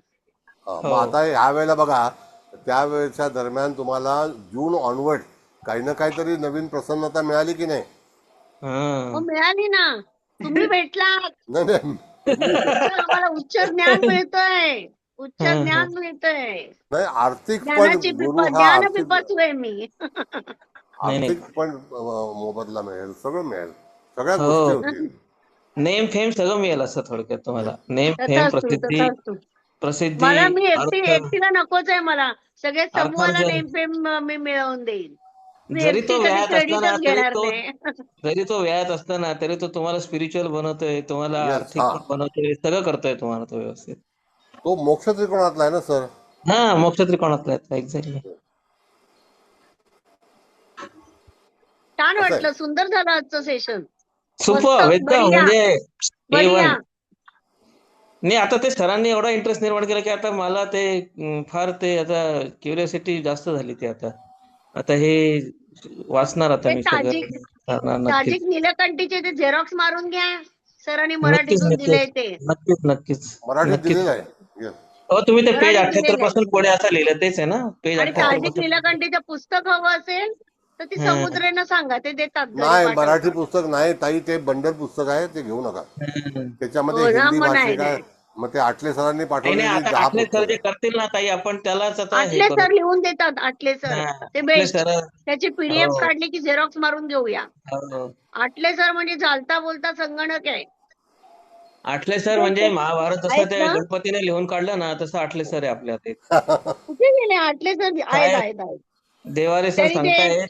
ते हो, ते लिहित असतील स्टेनोग्राफी देवारे मध्ये. देवारे सर म्हणजे खरोखर व्यास मुनी झाले आणि आठले नाही सर नाही, म्हणजे व्यास गणपती बीस झाले नाही. ते. गणपती व्यास बाप्पा. वगैरे मी एक सामान्य व्यक्ती आहे, मला काही अहो पदवी तुम्ही दृष्टीतुल्य व्यक्तिमत्व आहे सर तुमचं. तुमच्याकडे काय खरंच आहे. तुमच्याकडे पाहून आम्हाला अभिमान वाटतो. म्हणजे we are proud of you too much. खरंच म्हणजे आम्हाला ना एवढं ज्ञान, सखोल ज्ञान नाही कोणी दिलं. वरवरचं म्हणजे दिलं. तुम्हाला नाही आम्ही काय? फ्रँकली काही पण प्रश्न विचारू शकतो, एवढं आम्ही लिबर्टी हो, हो. तुमच्याशी घेऊ Yes. शकतो थोडक्यात. नाही, काहींना सगळं आवडत नाही तर. नाही, प्रश्न विचारलेच प्रश्न पाहिजे. मी तर सांगतो विचारलेले की आय एम आवडत कम्फर्टेबल. नाहीत. Yes yes. आणि प्रश्न जितके जास्त लोक विचारतील ना, तेवढं आपल्याला जास्त कळेल ऍक्च्युली. नक्की.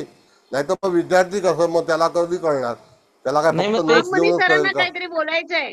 Concept महामुनी पण सरांना clear असतील काहीतरी. आपले. महामुनी सर बोला, काय बोलायचंय?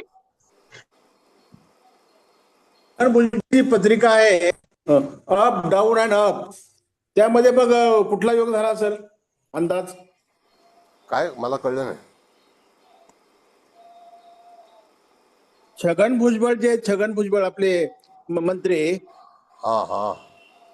त्यांचं संपूर्ण आयुष्य अप डाऊन जेल परत मंत्री.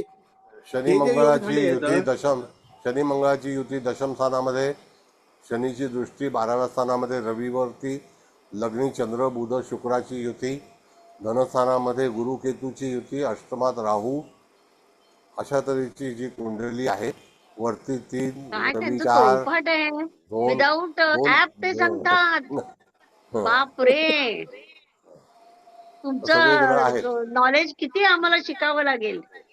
ग्रेट आहात सर, त्याच्या- तुम्ही मानलं पाहिजे. विदाऊट सर्चिंग तोंडपाठ सगळ्यांच्या कुंडल्या. You are great. Salute salute sir. मला सलाम. मालकच नोकराला सलाम करतोय.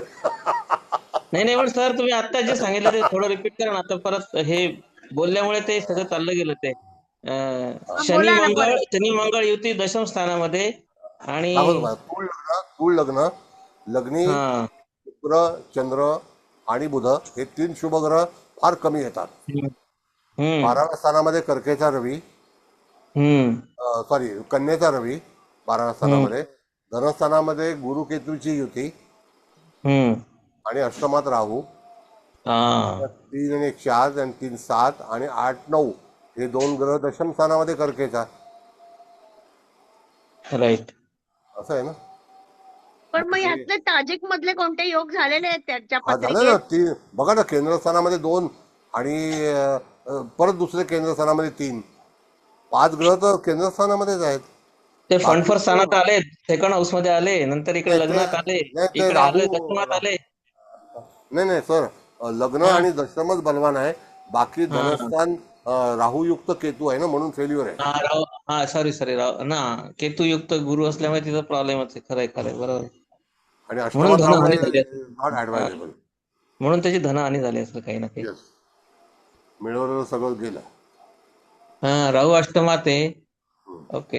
दशम स्थानात शनी आणि मंगळ आहे, त्याची दृष्टी त्याच्यात आहे, म्हणून साहेब जाऊन आले, वारी करून आले 2दा. ओके असं आहे. त्यावेळेचं ट्रान्झिट तसं असेल, बरोबर, ते बघायला पाहिजे त्यावेळी. आता बघा ना, त्यांनी जेव्हा पक्ष त्यावेळेस ती घटना सोडला घडली होती. हा त्यावेळेस ते 1992 ला जेव्हा पक्ष सोडला त्यावेळेला शनी महाराजांचं भ्रमण जे आहे ते मकर राशीत होतं आणि त्यांच्या चतुर्थातून होतं. चतुर्थात ओके. मंगळ शनी समसप्तक योगात आले आणि त्याच्यामुळे त्या ठिकाणी घटना घडली आणि त्यांनी त्याग केला. आणि शनी हा कलाटणी देणारा प्लॅनेट आहे. That's why he got the second opinion. असं आहे. ओके. त्यांनाही बरंच चॅलेंजेस मधून गेले ते. हा, पण आता काय गंमत आहे की बघा, शनी मंगळ दशमात असल्यामुळे स्टील ही इज पॉवरफुल. हा आहे ना. हा, त्या काळी तर त्यांना त्यांच्या घरी जाऊन ते मारायला पण गेले होते पब्लिक. पुष्कळ तमाशे झाले. तिथून ते पळाले. पुष्कळ तमाशे. त्याचं काय मुश्किल झालंय. म्हणजे तेच ना, असं त्या नोटांच्या ह्याच्यात ऑनलाईन पुष्कळ बोलण्याचा अर्थ नाही काय. नवीन जनरेशनला काही माहित नाही, ते जुन्या जनरेशनलाच माहिती आहे फक्त या गोष्टी. त्या ऑनलाईन आपण चर्चा चुकीची करायची नाहीये. हा नाही, तसं नाही करायचं. म्हणून तर म्हणलं, राजकारणाचं जास्त नाही आपण बोलायचं. XYZ म्हणूनच करायचं, नाही तर सरळ. ताई, आता पूर्ण 8:30 झालेले आहेत. 9:30. 9:30. चला ओके. आता चालेल ठीक आहे. चालेल. आजचं इथं आपण थांबूया. हा रेकॉर्डिंग जे आहे ते रेकॉर्डिंग ग्रुपवर टाकण्यात येईल. येस. देवटे सर, तुम्हाला त्याच्यासाठी खूप खूप शुभेच्छा आणि नमस्ते. नमन. नमस्ते. सर्वांनाच गुरुपौर्णिमेच्या हार्दिक शुभेच्छा. प्रत्येक व्यक्तीमध्ये गुरुतुल्य गुरुतत्व आहे. गुरु just to share with you all, बरं का, just to share with you all, उद्या माझं गुरुचरित्र पारायण पण पूर्ण होणार आहे. वा, अरे वा, छान. छान. धन्यवाद सर. धन्यवाद. येस पण सगळ्यांना आणि खूप खूप शुभेच्छा गुरुपौर्णिमेच्या. तुमच्या परवानगीने मी मीटिंग बाहेर पडतो. येस. हो, मी पण पडते. चला, मी पण पडतो. एंड करते. ओके.